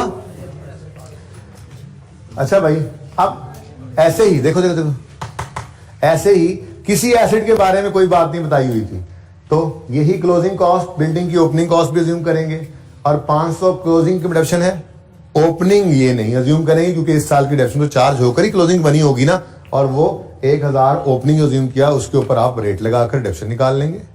ऐसे ही मशीनरी के साथ भी करेंगे आप, ठीक है ना, मशीनरी कॉस्ट और इसकी डिडक्शन के साथ भी। लॉन्ग टर्म डिपॉजिट तो हो गया, बाकी तो ये वैसे ही ओपनिंग क्लोजिंग। कहीं नहीं बेटा, कुछ है ही नहीं, कोई कैश फ्लो आया नहीं, अगर आता तो इन्वेस्टिंग एक्टिविटी में जाता। आगे के लिए सुन लो, अगर कोई कैश आ जाता तो भाई क्या है, ये इन्वेस्टमेंट ही की है, एक तरह की इन्वेस्टिंग एक्टिविटी हो गई ना, ठीक है। पैसे हमने मीटर लगवा के पैसे जमा करा दिए ना, तो ये ऑपरेटिंग एक्टिविटी है ना फाइनेंसिंग एक्टिविटी है, तो फिर इन्वेस्टिंग ही है ना, उसमें लेके जाएंगे। अच्छा, ये opening closing, opening closing, opening closing, यहां से आपने फर्क निकालना था इन तीनों का, वो उसके लिए वर्किंग कैपिटल के लिए, ठीक है ना, सही है। ये तीन चीजें यहां से आ गई, ये तो जाता है हमारा वर्किंग वन में। तो सवाल आसान है, ठीक है। कैपिटल भी आपने उसने 1000 दिया, कोई बात नहीं बताई उसने कि कोई नए कैश शेयर्स इशू किए हैं या कोई राइट इशू किया या कोई बोनस इशू किया, तो फिर ठीक है, ये क्लोजिंग है, यही ओपनिंग है। लेकिन रिटेन्ड अर्निंग्स को आप इसी क्लोजिंग को ओपनिंग अज्यूम नहीं कर सकते। क्यों? रिटेन्ड अर्निंग्स जो है उसने बताया सवाल के अंदर क्लोजिंग कितनी है, 18-16। कैसे कह लूं मैं ओपनिंग 18-16 ही है आपको जी? इसलिए कि कोई डिविडेंड नहीं सवाल में दिया हुआ। मैंने कहा यार डिविडेंड नहीं दिया हुआ तो प्रॉफिट तो है, प्रॉफिट तो है, और प्रॉफिट भी कौन सा? After tax. ये कौन सा है? Before tax. तो पीबीटी माइनस टैक्स यहां पर शो करते हैं, 275 माइनस 13, और कैश फ्लो का स्टार्ट होगा 275 से। यहां पे क्या आ गया? 262। तो ये बैलेंसिंग आप फिर अब निकाल सकोगे। तो ये सवाल ट्राई करने वाला है, बहुत आसान है। मैं नहीं समझता कि इस सवाल को क्लास के अंदर करवाना भी चाहिए मुझे, लेकिन आप करें। आपको कोई जरा सा भी मसला आएगा तो मैं उसको फिर करवाने को भी तैयार हूं, कोई मसला नहीं, ठीक है। आप बिल्कुल अल्हम्दुलिल्लाह सही जा रहे हैं, ऑन ट्रैक जा रहे हैं, कोई हमें जल्दी भी नहीं है, हम बिल्कुल सही सही चल रहे हैं। तो आप कहेंगे तो कोई नहीं, फरमाइशी प्रोग्राम तो चलता ही है, मैं करवा दूंगा, लेकिन जरूरत नहीं पड़ेगी इंशाल्लाह। अगर आपकी इजाजत हो तो मैं ये मिटा दूं, क्योंकि ये आप लोगों ने तस्वीरें नहीं बनानी, ये आप लोगों ने ट्राई करना है, ठीक है ना। सोल्यूशन अब मिल जाएगा, बुक्स आज लेके जाना। कोई कंफर्म कर दे मुझे, बुक्स का आ चुकी हुई है, चल लेके जाइएगा। अच्छा जी, उसके बाद ये अगला सवाल था, Nadir limited. Following information pertains to Nadir limited, extracts from statement of profit और लॉस और बैलेंस शीट। भाई ये ट्राई किया था? किसी बच्चे ने किया हो तो बता दे, किसी बच्चे ने किया हो? 2-3 ने ये ट्राई किया था, बस 4-5 ने, बस हो गया था।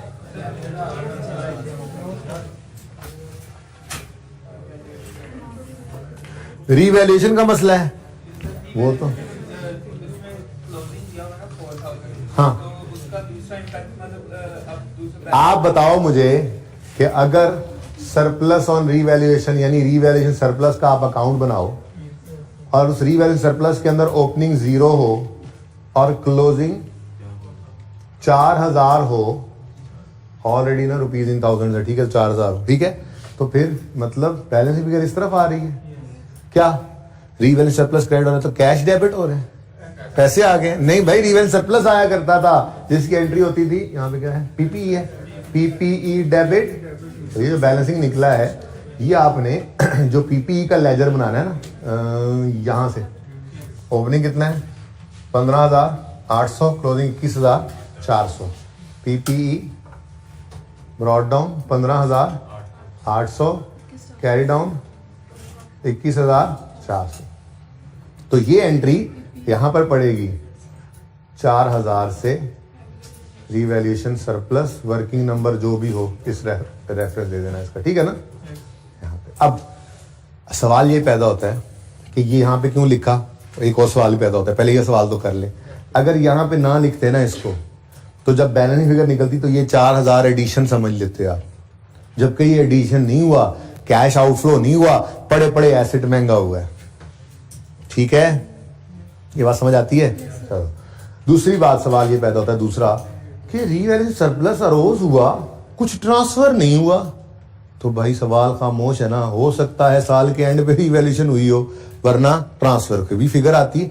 जैसे 13वां सवाल हमने ये तो क्वालिटी एंटरप्राइज जो किया था, क्वालिटी किया था ना, वो जिसके अंदर बैलेंस फिगर बाद में निकल आई थी, तो ऐसे फिगर निकल आएगी अगर ऐसा कोई मामला होगा ट्रांसफर का। तो लेकिन यहाँ पे तो नहीं निकला था, यहाँ पे तो बैलेंस फिगर इस तरफ आ रही है। नॉर्मल असम्पशन क्या है कि रीवैल्यूएशन सरप्लस का अकाउंट बढ़ रहा है, मतलब सरप्लस इस साल रोज हुआ है, और कुछ ट्रांसफर नहीं होता नजर आ रहा, क्योंकि ये 0 था, ये 4000 सारे के सारे उधर जा रहा है ना, कुछ ट्रांसफर होता नजर नहीं आ रहा। रिटेन अर्निंग्स से भी आपने लेजर बनाया होगा, उसमें से भी नहीं होगा, ठीक है। इसका मतलब क्या है? फिर मैं ये सवाल करवा ही देता हूँ, कोई नहीं, इतनी देर लगनी, 5 मिनट का सवाल नहीं है, ठीक है। वैसे कोई सवाल इसके अलावा कोई इसमें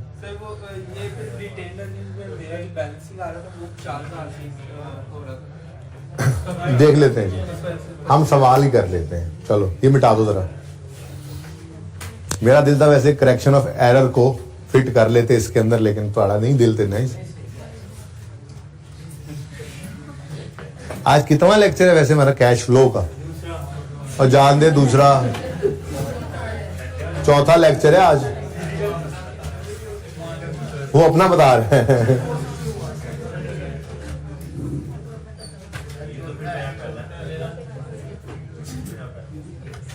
तकरीबन सवाल सारा आ ही गया सामने, ठीक है जी। तो रिक्वायरमेंट है, रिक्वायरमेंट सिर्फ एक बार पढ़ लें। Cash flow statement, statement of cash flows बनाएं 31 दिसंबर, बातें मत करें यार, 31 दिसंबर 17 पर कैश फ्लो स्टेटमेंट बनानी है आपने, ठीक है जी। बुक ले लिया आपने? मुझे खुद नहीं पता, अभी देख लेता हूं, मुझे बुक तो मिले पहले। अच्छा ये बताना था इसमें, अच्छा दूसरे ने बता दिया। चलें जी, कैश फ्लो का अच्छा अब देखें टारगेट, टारगेट क्या है। जिन्होंने सवाल घर पे ट्राई किया वो तो रिलैक्स करें, 4-5 ही थे, अभी तो देखें सब। टारगेट ये है कि मैंने भी फॉर्मेट बनाना है, मेरी तरफ आप लोगों ने नहीं देखना, आप लोगों ने भी फॉर्मेट बनाना है। टाइमर आप लोग 1.5 मिनट का लगाएं, मेरी तरफ बोर्ड पे लिखना थोड़ा ज़्यादा टाइम भी लग सकता है। आपने घड़ी पे या मोबाइल पे स्टॉप वॉच लगाए, चलें आज 2 मिनट में बनाएं, लेकिन देखें अभी 2 मिनट शुरू नहीं होते, पहले सुन लें। Nazir limited statement of cash flows for the year and 31 December 17, operating activities heading, फिर पीबीटी पूरा लिखना है, प्रॉफिट बिफोर टैक्स आपने, फिर एडजस्टमेंट फॉर नॉन कैश 4-5 लाइनें खाली, एडजस्टमेंट फॉर ना लिखे अभी, ना लिखे अभी, बेईमानी ना करें, 2 मिनट की टाइमर अभी नहीं please. Adjustment for non cash 4-5 लाइनें खाली, adjustment for working capital item 4-5 लाइनें खाली, less tax, less interest, less dividend paid, ये तीनों पेड आ जाएंगे। और नीचे वो लिखने की जरूरत नहीं है नेट कैश फ्लोज, वो टाइम जाया होता है, बस आखिरी लाइन में वो ए लिख लेंगे हम बाद में। फिर अगली हेडिंग, अगले समय पे नया सवा खोलेंगे, इन्वेस्टिंग एक्टिविटीज 8-10 लाइनें खाली जोड़ दें, फिर फाइनेंसिंग एक्टिविटी 5-6 लाइनें इसके लिए खाली छोड़कर आप नीचे 2 लाइनें लिख सकते हैं, टोटल उसके बाद भी लिख सकते हैं, ठीक है। हम नेट कैश फ्लोज लिख लेंगे और उसके ऊपर लिखेंगे, उसके आगे लिखेंगे plus opening cash and cash equivalent, और क्लोजिंग आ जाएगा। फिर वर्किंग 1 के अंदर आपने सिर्फ ये लिख देना है कैश एंड कैश इक्विवेलेंट, और इतना फॉर्मेट बनाना है 2 मिनट के अंदर, ठीक है। शुरू हो जाएगा।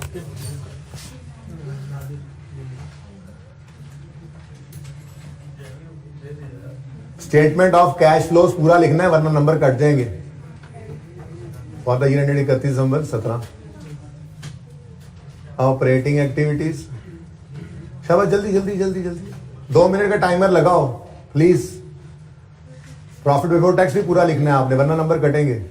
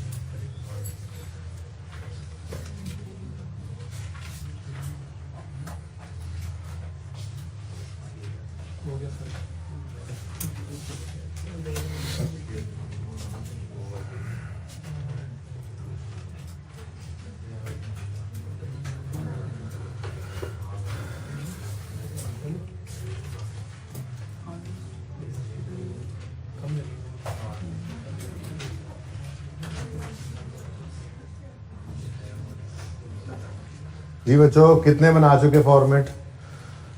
अभी भी कुछ रहते हैं? अस्तगफिरुल्लाह, अल्लाह माफ़ी, अल्लाह माफ़ी। फॉर्मेट नहीं बन रहा इनसे। FR1 का पर्चा देने जा रहे हैं, देने ही जा रहे हैं बेटा, महीने 1.5 में, 2 में, 3 में, कभी तो जाएंगे ही अगली दफ़ा।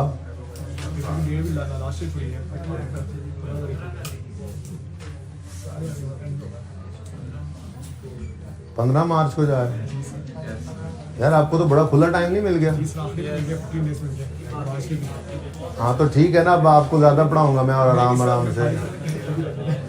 ज़्यादा दिन आप घर पे रहेंगे ना तो आप खराब हो जाएंगे। भाईजान अभी ख़त्म कर देते हैं, आप जाओ, छुट्टी है आपको, आप वो अभी ख़त्म कर। सर ये तो अच्छा होगा यार, मुझे इंट्रो प्लस R1 की बहुत ज़्यादा टेंशन थी। हाँ अच्छा, यकीन मानो आपने इंट्रो पास कर लिया है। आपका जो लेवल है एटलीस्ट पढ़ तो लिया है, आपका लेवल और है।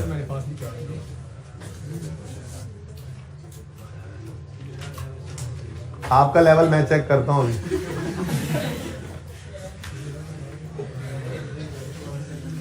आहिस्ता से बोलते हो ना, उस्ताद को सुनाई देता है, बस कहता कुछ नहीं है।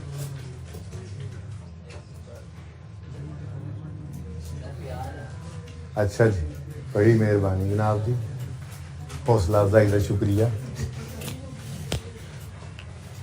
अभी भी कोई रहता है तो बता दें। चलें अब भाई ये देखो, 20 मिनट में ये सवाल करना है। अब ठीक है, आपने आज करेक्शन ऑफ एरर को बुनियाद नहीं डालने दी करेक्शन ऑफ एरर की, तो ठीक है, आप क्वेश्चन बैंक के 2 सवाल आप होमवर्क में जाएंगे नए, ठीक है, क्योंकि ये मैं करवा रहा हूँ। XYZ वाला सवाल आपका 15 मिनट का सवाल नहीं है, वो आप ऐसे फटका देंगे तो आप बोर हो जाएंगे। इसलिए मैं आपको क्वेश्चन बैंक के 2 सवाल होमवर्क में दूंगा आज, ठीक है। शुरू करें जी, चलो। शेयर कैपिटल लेजर बनेगा, वर्किंग 1 मैंने cash and cash equivalent ledger बना दी, जगह बचा ली। बताओ जी, शेयर कैपिटल जी, ओपनिंग 10,000 थाउजेंड में है, क्लोजिंग 12,400। एक बार ऊपर लिख लोगे ना रुपीज इन थाउजेंड, बस वर्किंग में फिर लिखने की जरूरत नहीं होती।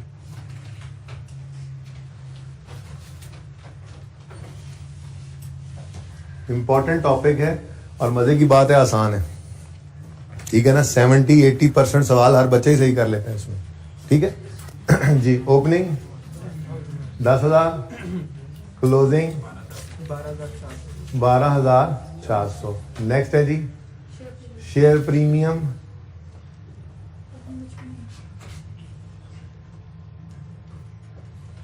शेयर प्रीमियम कितना है जी? ओपनिंग 0 है, closing 1400।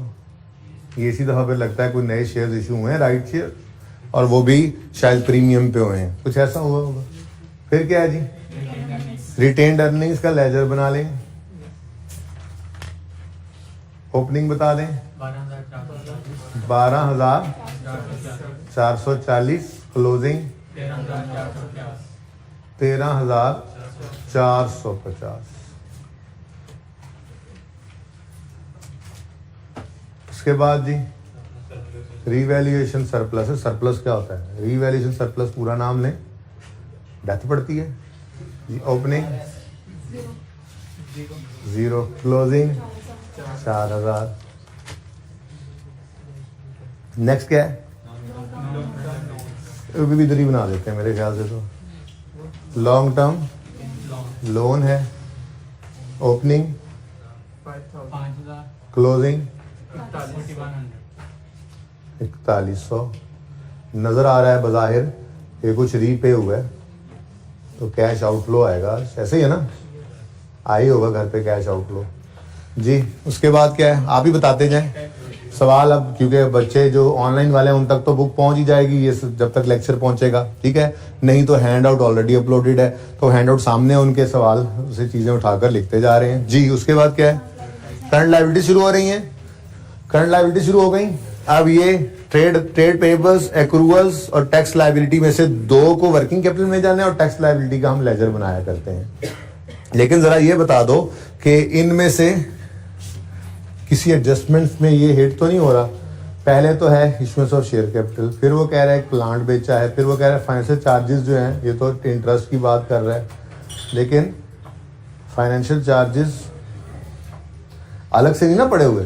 Financial charges for the year amounted to इतने, accrued financial charges as on 31 December amounted to इतने।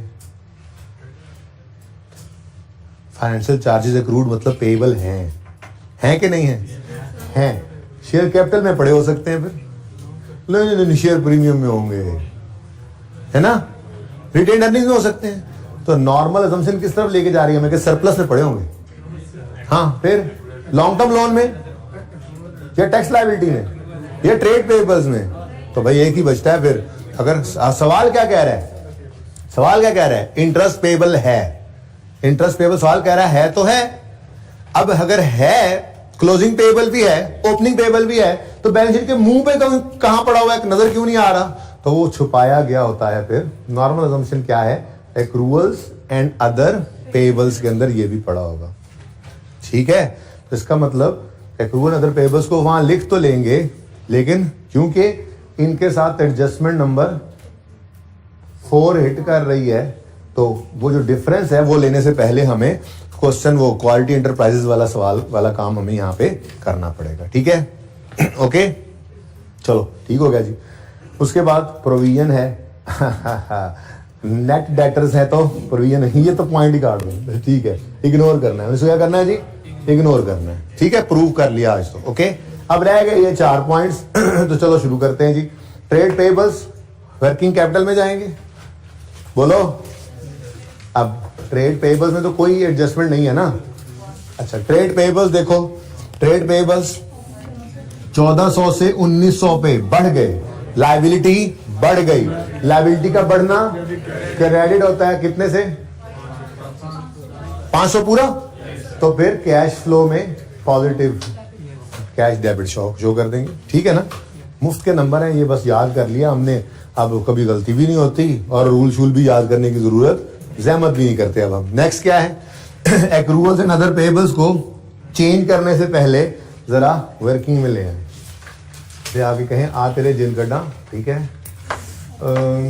एक्रूअल्स एंड अदर पेएबल्स के लिए ये आप ये वर्किंग मैंने आपको कहा था कि ये 2-3 बार आपको नजर आएगी कैश फ्लो के टॉपिक में। जो क्वालिटी एंटरप्राइज का सवाल था ना, बड़ा इंपॉर्टेंट सवाल था, ठीक है ना। तो उसको, उसकी आप एडजस्टमेंट्स को अक्सर देखेंगे यूज होते हुए, ठीक है। तो एज पर क्वेश्चन क्लोजिंग भी है जी और ओपनिंग भी है जी। क्वेश्चन में 660 और 680 है, 660 680, ठीक है जी। इसमें से लेस कर देंगे हम कोई चीज, और फिर जो फिगर नेट आएगी ना, उस नेट फिगर को इंशाल्लाह हम चेंज में यूज कर लेंगे, ठीक है ना। और वर्किंग 7 में उसी चीज का लेजर बनेगा, यानी वो चीज क्या है, एडजस्टमेंट 4 पढ़ा के आया हूं आपको वैसे तो इंटरेस्ट, लेकिन मैं ये चाह रहा हूं कि फिलहाल उस तरफ ना जाए, एडजस्टमेंट की तरफ हम सारा सवाल एक बार पोस्ट कर डालें, ठीक है ना। सही है, चल बहरहाल नेक्स्ट क्या है जी, टैक्स लायबिलिटी। फिर टैक्स का भी हम लेजर बनाया करते हैं, आपको पता है, टैक्स का भी लेजर बना लेते हैं, लेकिन लिखेंगे एक्सपेंस। लायबिलिटी है, ओपनिंग कितनी लायबिलिटी है, क्लोजिंग कितनी है, ओपनिंग 500 है, क्लोजिंग 650 है, ठीक हो गया जी। सारी साइड हो गई, कोई चीज हमने छोड़ी नहीं है यहाँ पे, सब कुछ उठाकर ले गए सवाल के अंदर। हाँ, इसके अंदर एडजस्टमेंट थी तो इसको भी फिगर्स को लिख लिया ताकि ये मिस ना हो हमसे बाद में, ठीक है, क्लियर। नेक्स्ट पीपीई, वो तो अच्छा भला बनाया भी था इधर यार, चलो फिर बना लेते हैं। प्रॉपर्टी प्लांट एंड इक्विपमेंट, क्योंकि नेट है तो हम भी नेट पर ही बना लेंगे। ओपनिंग बता दो, 15,800 और क्लोजिंग 21,400। डिस्पोजल भी है, डेप्रिसिएशन भी आनी है, चलो 21,400, ठीक है जी। नेक्स्ट क्या है, स्टॉक इन ट्रेड है, कोई एडजस्टमेंट नहीं है स्टॉक की, सवाल को गो थ्रू कर लिया हमने, तो 57 से 56 पे आ गया स्टॉक, शॉर्ट बोल लेते हैं ना, 57 से 56 पे आ गया। इन्वेंट्री या स्टॉक जो भी है, इन्वेंट्री लिखा हुआ है, स्टॉक इन ट्रेड है तो यहीं भी यहाँ भी वही लिखा करो, ठीक है ना। ये पर्चे के अंदर ध्यान रख लेना, वही फिगर लिख वही लफ्ज लिख दिया करना, ठीक है। हाँ जी 57 से 56 पे आ गए, कम हुआ है। स्टॉक क्या है? एसेट का कम होना, क्रेडिट दूसरा इम्पैक्ट, कैश पे डेबिट 150 से, ठीक हो गया। Next trade receivables already net हैं, प्रोविजन को हमने इग्नोर किया और नेट डेटर्स को ले जाते हैं, प्रूव कर चुके हैं हम। ग्रॉस को लेकर जाएं तो प्रोविजन फिर निकालनी पड़ेगी, रिवर्स वर्किंग करोगे, नेट डेटर से ग्रॉस डेटर्स निकालोगे, प्रोविजन निकालोगे, फिर प्रोविजन को अलग लोगे, ग्रॉस को अलग लोगे। क्या आप पागल हो? बात समझे हो? नेट डेटर्स ही लो भाई, जब फर्क कोई नहीं पड़ता। ये बात समझे हो? यहां पे नेट गिवन है, नीचे सिर्फ परसेंटेज गिवन है। अगर आपको नहीं मैंने तो ग्रॉस अलग और प्रोविजन अलग रखना है, तो फिर इस नेट को रखोगे, वो वर्किंग जो एंड पे करवाई थी, ऊपर से प्रोविजन अलग निकालोगे, फिर डेटर्स को ग्रॉस करोगे, ग्रॉस डेटर्स को अलग लेकर जाओगे वर्किंग कैपिटल में, प्रोविजन को अलग लेकर जाओगे नॉन कैश में। क्या जरूरत है? नेट डेटर्स को पकड़ो, जो काम सिखाया था आंसर तो सेम ही आता है, ठीक है ना। तो फिर नेट डेटर्स का चेंज लो, 4 से 6 पे बढ़ गए, 4 से 6 पे चले गए ना। तो डेटर्स लिखा हुआ है, ट्रेड रिसीवेबल डेटर्स को ही कहते हैं जी। बढ़ रहे हैं तो एसेट बढ़े तो डेबिट, दूसरा इम्पैक्ट कैश को क्रेडिट। कितने से? 23। यानी मैं खुश हो रहा सी कि पॉजिटिव कैश फ्लोज आ रहे हैं। जब नेगेटिव आया है तो उसने तो तसल्ली करा दिया एक ही बार। चले बाहर क्या हो सकता है, सवाल है। ओके, उसके बाद अदर रिसीवेबल्स में कोई एडजस्टमेंट नहीं है आज। जैसे 13 वाला सवाल था ना, 13 कह रहा हूं, क्वालिटी एंटरप्राइज वाला, उसके अंदर आपको इधर लायबिलिटीज में भी एडजस्टमेंट नजर आई थी, इधर एसेट्स में भी नजर आई थी, याद है ना। एक तरफ इंटरेस्ट एक्सपेंस था, दूसरी तरफ इन्वेस्टमेंट इनकम थी। यहां पे सिर्फ एक्सपेंस है, इनकम नहीं है, तो वो ज्यादा फुल फ्लैज एक कॉन्सेप्ट सवाल दे गया था हमें, ठीक है। बहरहाल अदर रिसीवेबल्स बढ़ रहे हैं, 800 से 2300 समथिंग पे चले गए। 1 मिनट, अदर रिसीवेबल्स, हाँ सही कह रहे हो, तुम्हारा हाथ खड़ा हुआ, मुझे याद आ गया। इसके लिए वर्किंग नंबर कोई करते हैं अभी, वर्किंग 10। ये क्या कहा मैंने भाई, ये क्या हो गया? वो कल एडजस्टमेंट डिस्कस की थी ना आपके साथ, आप भूल गए हो। मैं नहीं भूला, भाई नहीं भूले थे, मैं भी भूल गया था। वो जो फिक्स एसेट बेचा है उसके पैसे सारे रिसीव नहीं हुए, बल्कि वो तो मैंने एडजस्टमेंट सॉल्व भी कर दी थी। चलो अदर रिसीवेबल्स में पड़ा हो सकता है, ऐसे ही मैं खुश हो रहा था कि इसमें नहीं है जी, इसमें भी एडजस्टमेंट दोनों तरफ ही है। क्लोजिंग और ओपनिंग एज पर क्वेश्चन बता दो ताकि फिर कंप्लीटनेस इंश्योर हो जाए। ओपनिंग कितना है? 800, क्लोजिंग 23। ये तो एडजस्टमेंट कल कर भी, बहरहाल चलो कोई बात नहीं। नेक्स्ट लास्ट क्या है? कैश एंड बैंक है, और ये जाता होता है हमारा वर्किंग 1 में। 3204 और 2355 कम हो गया, नहीं बस जब लिख लो 3204 और 2355 कैश एंड बैंक। बस ये ही आया खैर से आज तो, बस एक ही, तो यही टोटल है बस। बैलेंस शीट सारी फेंक दी हमने उठा के, इनकम स्टेटमेंट रह गई। पीबीटी 8955 स्टार्टिंग पॉइंट है हमारा, 8955। जो फिगर मिलती जाए सब कुछ टिक कर देना, सवाल में कुछ नहीं जोड़ना, ठीक हो गया। उसके बाद टैक्सेशन मतलब टैक्स एक्सपेंस है ना, इनकम स्टेटमेंट में टैक्स एक्सपेंस है 2945, तो टैक्स के लेजर में आए, कैश ने इस तरफ आना होता है, टैक्स एक्सपेंस ने इस तरफ आना होता है। कितना भाई एक्सपेंस? 29, ये सवाल में गिवन था, सब कुछ लेते जा रहे हैं। प्रॉफिट आफ्टर टैक्स 6010 है, प्रॉफिट आफ्टर टैक्स 6010 आ गया, ठीक हो गया। चल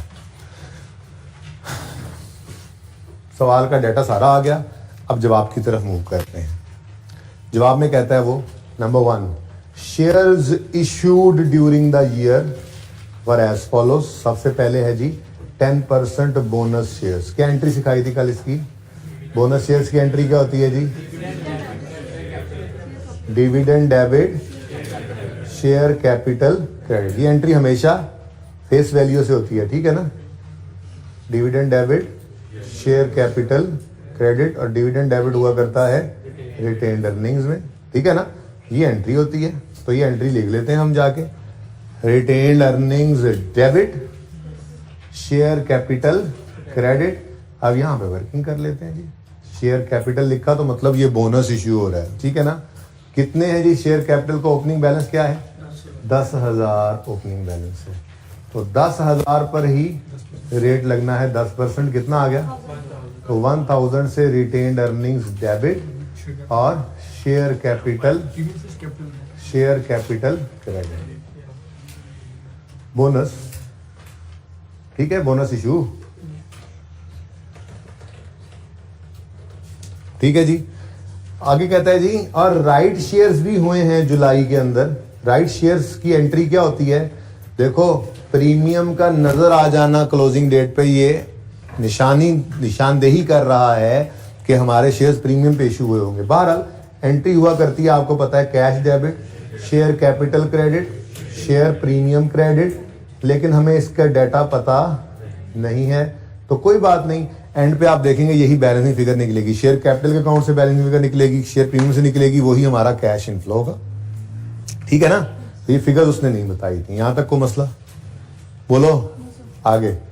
number 2, during the year a plant costing 9500 and having book value of 5200 was disposed of for 4800। ये काम भी कल कर लिया था वैसे, लेकिन चलो दोबारा बना दो जल्दी से ये डिस्पोजल का अकाउंट जी। बुक वैल्यू ही बता दो, property plant equipment, book value ही बता दो। देखो ना, प्लांट की कॉस्ट है 9500 और बुक वैल्यू है 5200, ठीक है ना। तो जब हम प्लांट की book value, asset account book value बना रहे हैं, तो यहाँ पे बुक वैल्यू ही ले लो। तो बुक वैल्यू कितनी है जी? 5200, ठीक है। वॉज सोल्ड फॉर 4800, ठीक है, लेकिन इसमें से 1800 अभी रिसीव नहीं हुआ। तो मैंने ये बात कल कर ली है ना, इसलिए आज इसको मजीद डिस्कस नहीं कर रहा कि कैश कितना आ गया, 3000 कैश आ गया और 1800 अभी क्या है जी, रिसीवेबल है 1800, ठीक है जी। तो हमें 52 वाली चीज हमारी 48 की बिकी है, तो हमारे पास लॉस आ गया एक, कितना, 400 का लॉस आ गया। अब कैश लॉस, ये तो जाएंगे पुराने तरतीब के हिसाब से। लॉस ऑन डिस्पोजल तो हम क्या कहेंगे जी, प्रॉफिट तक आते आते लेस हो चुका है, तो क्या कर दो, ऐड कर दो loss on disposal of PPE. कितनी, कौन सी वर्किंग में आया जी? 11 में। कितना? 400, ठीक है जी। ऐड बैक कर दिया और यहां पे हमने आकर लिखा cash received on disposal of PPE. ये सवाल में ही गिवन था, कितना, 3000 इनफ्लो, ठीक हो गया। अगर आपको नहीं, मैंने सवाल में गिवन वाला नहीं देखा, मैंने तो यहाँ पे खुद निकाला है कि ये तो 4800 माइनस 1800 3000 आता है, तो ऐसे कर ले, मर्जी आपकी। लेकिन एडिशनल काम क्या करना पड़ेगा, ये जो रिसीवेबल है, ये देखो हमारे ऑपरेशंस का पार्ट नहीं है, हमारा काम कोई एसेट्स बेचना थोड़ा ही है। ये जो मैंने फॉर्मेट बनाया था थोड़ी देर पहले, यानी इसकी अगर इनकम है तो वो अदर इनकम में पड़ी होती है ना, तो इसलिए ये हमारे ऑपरेशंस का पार्ट नहीं है। अगर इसको अदर रिसीवेबल में पड़ा रहने दिया तो ये वर्किंग कैपिटल चेंजेस में जाके तो ऑपरेशंस का पार्ट बन जाएगा, तो हमने इसको ऑपरेशंस का पार्ट नहीं बनाना था, इसलिए हमने यहाँ पे इसको लेस किया, रिसीवेबल फॉर पीपीई। डिस्पोजल वाला ओपनिंग में कुछ नहीं पड़ा था, क्लोजिंग में 1800, अब पड़ा हुआ है रिसीवेबल हमारे पास, ये अगले साल रिसीव हो जाएगा, तो कैश इनफ्लो आ जाएगा, ठीक है जी। 800 और 585। अब इसको पकड़ो, 800 को 585 पे ले जाओ, आपको जी अदर रिसीवेबल्स कम हो रहे हैं, बोलो कम हो रहे हैं, कम हो गए। अदर रिसीवेबल्स 800 से 585 भी गए, कम हो गए ना, तो क्रेडिट दूसरा इम्पैक्ट, कैश को डेबिट कितने से, 215 से क्रेडिट और डेबिट, ठीक नहीं समझ आ रही तुम्हें? ओके, थर्ड एडजस्टमेंट है, depreciation for the year amounted to 7350, सुकून डेप्रीसिएशन 7350। यहां पे भी इसकी एडजस्टमेंट कर डालो, प्रॉफिट तक आते आते लेस हो चुकी है डेप्शन, इसको ऐड बैक कर दो 2 3 कितने, सॉरी 7 3, तो ये मुफ्त के नंबर लेते जाओ साथ साथ। आसान था सवाल में कोई टेक्निकल बात नहीं थी खास जी। ये देखो आगे भी उसने सब कुछ बनाया दिया हुआ है आपको। कह रहे financial charges for the year, expense की बात हो रही है 11, ये क्या है जी, financial charges for the year, expense है, इंटरेस्ट एक्सपेंस है। और ये क्या है जी, accrued financial charges as on, यानी कि ये क्लोजिंग में पेएबल है और ये ओपनिंग में पेएबल है। सब कुछ तो गिवन था। ओपनिंग पेएबल 4800 है, 48 है, ठीक है 48 ओनली। Closing payable 112। उसके बाद एक्सपेंस जो है वो 1100, कैश इस तरफ आता है, और एक्सपेंस इंटरेस्ट एक्सपेंस 112। हाँ एक्सपेंस 1100, सॉरी। अच्छा ठीक हो गया जी, खत्म कहानी। चलो अब सवाल को लपेट के साइड पे रख दो, अब जवाब की तरफ चलते हैं। ठीक है, 1 by 1 सब कुछ कर लिया ना। अब कैश का लेजर पकड़ो, ये शेयर कैपिटल का लेजर पकड़ो, बताओ बैलेंस शीट कितना आ रहा है? 1400 कैश ही है, फिर बता भी रहा था वो शेयर्स इश्यू हुए हैं। और ये मतलब सादा बात है जी, 10 रुपए वाला शेयर 20 में बेचा होगा उन्होंने, ऐसे ही हुआ होगा ना। 10 वाला शेयर 20 में बेचा होगा तो कैश में 20 आया होगा, 10 शेयर कैपिटल 10 शेयर प्रीमियम, मिसाल दे रहा हूं, ठीक है ना। तो ये दोनों ही यहां पर फाइनेंसिंग एक्टिविटी में यहां पर आके लिखोगे ना, फ्रेश कैपिटल इन्वेस्टेड में, तो ब्रैकेट के अंदर 1400 जमा 1400 इकट्ठा ही लिख दो यहां पर। ये कितना आ गया? 2800। वर्किंग का रेफरेंस देना तो दो कि ये वर्किंग नंबर 1 है, नहीं अच्छा ये गड़बड़ होगी थोड़ी सी, इसको वर्किंग 1 कहना। चलो अब इसको आखिरी वाला नाम, इसको वर्किंग 0 कह दें, ठीक है ना, वो 1 में इसको लगा गया, ठीक है। तो वर्किंग 1 और वर्किंग 2, 1.1 तुम करो। अच्छा कर लो ना, आपको कोई आखिरी नंबर दे दो, खैर है कुछ नहीं होता। सही है भाई, ये डन, ये दोनों हो गए। ओके, रिटेन्ड अर्निंग्स के अंदर बैलेंस फिर किस तरफ आ रही है बताओ? हाँ डेबिट साइड पे कितना भाई? ये 4000 क्या हो सकता है, सोच के बताओ भाई। Normal opening profit, dividend in kind, यानी कि जो मुफ्त में शेयर बांटे थे वो, और फिर भी आ रहा है, तो ये भी डिविडेंड ही है, ये भी डिविडेंड ही है। अब नॉर्मैलिटी नहीं सोचनी है आपने। अगर रिवैल्यूएशन सरप्लस होता तो वो इस तरफ आता भाई, वो इस तरफ आता है, लेकिन उसके लिए इसमें भी डेबिट होना जरूरी था। डेबिट इधर, क्रेडिट उधर, क्वालिटी एंटरप्राइजेस की तरह से। तो नॉर्मल चीज है भाई, डिविडेंड है। क्या है? डिविडेंड। लेकिन एक बात याद रखना, आज के सवाल में तो ये यूज नहीं हो रहा, वैसे ये यूज होगा आने वाले सवालों में कि ये डिविडेंड पेएबल है। अब एक लेजर जो आज जरूरत नहीं है, क्यों नहीं जरूरत, इधर देखो,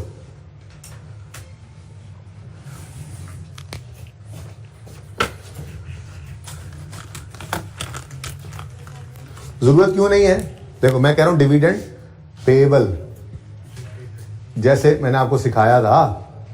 अगर सवाल में ओपनिंग पेएबल और क्लोजिंग पेएबल होता तो इस फिगर को इधर लेकर आते, लेकिन ला रहा हूं, आज भी ला रहा हूं, ठीक है ना। मैं लेके आ रहा हूं, एंट्री हुई retained earnings debit, dividend payable credit, retained earnings से ही आया है जी, ठीक है। अब अगर ये 4000 है और क्लोजिंग 0 है तो बैलेंसिंग इस तरफ आ रहा है 4000, मतलब ये कैश पेड है। अब जिन सवालों के अंदर ना डिविडेंड पेएबल ओपनिंग क्लोजिंग आ रहा होगा ना, उन सवालों में ये फिगर डिफरेंट हुआ करेगी, ये फिगर डिफरेंट हुआ करेगी ओपनिंग क्लोजिंग की एडजस्टमेंट की वजह से। आज नहीं है लेकिन हमने तैयारी कर ली ज़हनी तौर पे, तो ये 4000 यहां पर आ जाएगा डिविडेंड पेड। तो आज जो डिविडेंड डिक्लेयर हुआ था वही डिविडेंड पेड भी हो गया। वैसे मैं आज जबरदस्ती इसको वर्किंग नंबर 12 का रेफरेंस दे रहा हूं, वैसे वर्किंग 12 में जाने की जरूरत नहीं थी इसको, ये वर्किंग नंबर 3 से ही रेफर हो रहा था। बहरहाल मैंने आपको एक तरतीब सिखा दी, वर्किंग 12, ठीक है। ये 4000 था भाई, ओके हो गया। उसके बाद सरप्लस 4000 इस तरफ बैलेंसिंग आ रहा है, सरप्लस आया है जी नया, तो ये 4000 PPE debit, revaluation, surplus credit, यही एंट्री होती है। अब बोलो ये खत्म, कितना आ रहा है? 900 इस तरफ आ रहा है, तो ये कैश पे होगा, यानी ये लोन रीपे किया है तभी इस तरफ पैसे आए ना, और तो कुछ नहीं हो सकता। क्या ख्याल है? नॉर्मल, तो लोन रीपेड, सॉरी ब्लू से आ गया, वर्किंग 5, 900 नेगेटिव, भूल ना जाओ इधर से कैलकुलेशन करते हुए, ये ब्लैक ही कर देता हूं, 900 रीपेड है ना, लोन रीपेड, कैश आउटफ्लो, ठीक है। ओके जी, ये देखो भाई, ये 48 और ये 112 इसमें पड़ा हुआ है, 48 और 112, एडजस्टमेंट बताओ। 612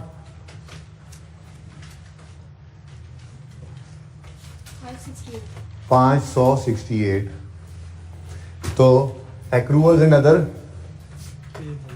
ये लिए नहीं थे हमने। वर्किंग नंबर कौन सा है ये? 6 में। अब बताओ, ये कम हो रहे हैं, लायबिलिटीज कम हो रही हैं, लायबिलिटी का कम होना डेबिट होता है, दूसरा इंपैक्ट कैश को क्रेडिट, कितने से? 44 से, ठीक है। तुम्हें नहीं समझ आ रही, मुझे लगता है वजह पता है तुम्हें, वजह तुम्हें पता है, घर पे याशियां मारोगे ना, सवाल नहीं करोगे, वेलियां खाओगे, ऐसे ही होगा। अच्छा जी, इंटरेस्ट एक्सपेंस के लेजर से बैलेंसिंग कैश आ गया, बैलेंसिंग कैश आ गया, बोलो बोलो। ये 1 बोल के कौन रुक जाता था, फंस जाता था? कौन था ये 1 आगे भी बोलना भाई, 1036। ये इंटरेस्ट पेड है और ये इंटरेस्ट एक्सपेंस है। प्रॉफिट की फिगर तक आते आते इंटरेस्ट एक्सपेंस लेस हो चुका है, उसको ऐड बैक कर दो। इंटरेस्ट एक्सपेंस कितना है? 1100। और मुझे बताओ असल में पेड क्या है? ये उस दिन सवाल के अंदर पेड नहीं निकला था हमारा क्वालिटी एंटरप्राइजेज में, लेकिन मैंने 0 लिखा था इसी तैयारी के लिए, इसी दिन के लिए। इंटरेस्ट एक्सपेंस को ऐड बैक करो और इंटरेस्ट कितने गया? पेड 1036, ये यहां पर आता है। वर्किंग नंबर 7, ठीक हो गया, डन। टैक्स एक्सपेंस के लेजर से बैलेंसिंग 27। एक्सपेंस को रिवर्स नहीं कर सकते क्योंकि पैड से शुरू नहीं किया हमने कि माइनस हो चुका और टैक्स, हम पीबीटी से शुरू करते हैं, इसलिए एक्सपेंस को इग्नोर करो। हाँ, पेड की फिगर आ जाएगी 2795। कैसा लगा सवाल वैसे? वर्किंग नंबर 8, ठीक है जी, ये भी हो गया। इसको बैलेंस करके चेक करो। अब भाई ये डिस्पोजल लिखना भूल गया मैं, माजरत। 5200 ये डिस्पोजल भी तो हो रहा था, ये कल मैंने लिखा था जब एडजस्टमेंट डिस्कस की थी, तो ये ठीक है। चलो बोलो भाई, कितना? 14150 कैश। चेक करते रहे भाई, साथ साथ नोट करने वाली बीमारियां जिनको हैं वो तस्वीर बना लीजिएगा। 14150 है जी, एडिशन इन। अच्छा जी, जो आ रहा है वो बता दें, यही आ रहा है जी। 14150 आउटफ्लो आ गया, सही है। ओके, ये ले गए थे हम, डन हो गया, ये डिस्पोजल हो गया, ये भी हो गया, सवाल खत्म है।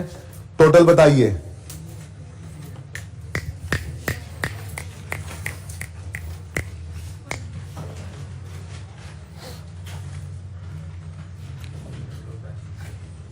ये बंद करो, हर चीज पैक करो। होमवर्क में जो होगा हैंडआउट के अंदर आ जाएगा। वैसे यही है, ठीक है। ये दोबारा करें, XYZ वाला सवाल करें। हाँ, 8401 पॉजिटिव, ओके।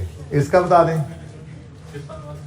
11150 नेगेटिव। इसका टोटल बताएं, 1900 पॉजिटिव। इधर देखो, 8401 पॉजिटिव, 11150 नेगेटिव, और 1900 पॉजिटिव कितना बनता है? 849 ओनली नेगेटिव। ओपनिंग कैश आ गया 3204 पॉजिटिव, क्लोजिंग क्या आ रहा है? 23। हो गया सवाल? चल अच्छा एक मिनट, जरा आप बुक्स ले लेंगे ना, तो इसलिए मैं जरा क्वेश्चन बैंक भी रेफर कर दूं, ठीक है जी? ले ही लें क्वेश्चन बैंक, एक क्या याद करेंगे आप। अच्छा जी, हैंड आउट के अंदर क्वेश्चन बैंक का, इधर मेरी तरफ लाएं आमिर भाई, हैंड आउट के अंदर क्वेश्चन बैंक का 1 या 2 क्वेश्चंस आज मैं डाल भी दूंगा और वो हैंड आउट भी आ जाएगा। जिन्होंने बुक ले लेनी है वो हैंड आउट को देख लेंगे। एक सवाल कम से कम वो भी कर लेना है और XYZ वाला भी कर लेना है, ये दोबारा करना हो दोबारा कर लेना है। जो सवाल करते रहे उनमें से किसी मसला नहीं आना चाहिए। तो क्वेश्चन बैंक का 1 या 2 सवाल होमवर्क में होगा, आपको नजर आ जाएगा हैंड आउट में। जिंदगी के लिए तो कल मिलेंगे। अल्लाह हाफिज।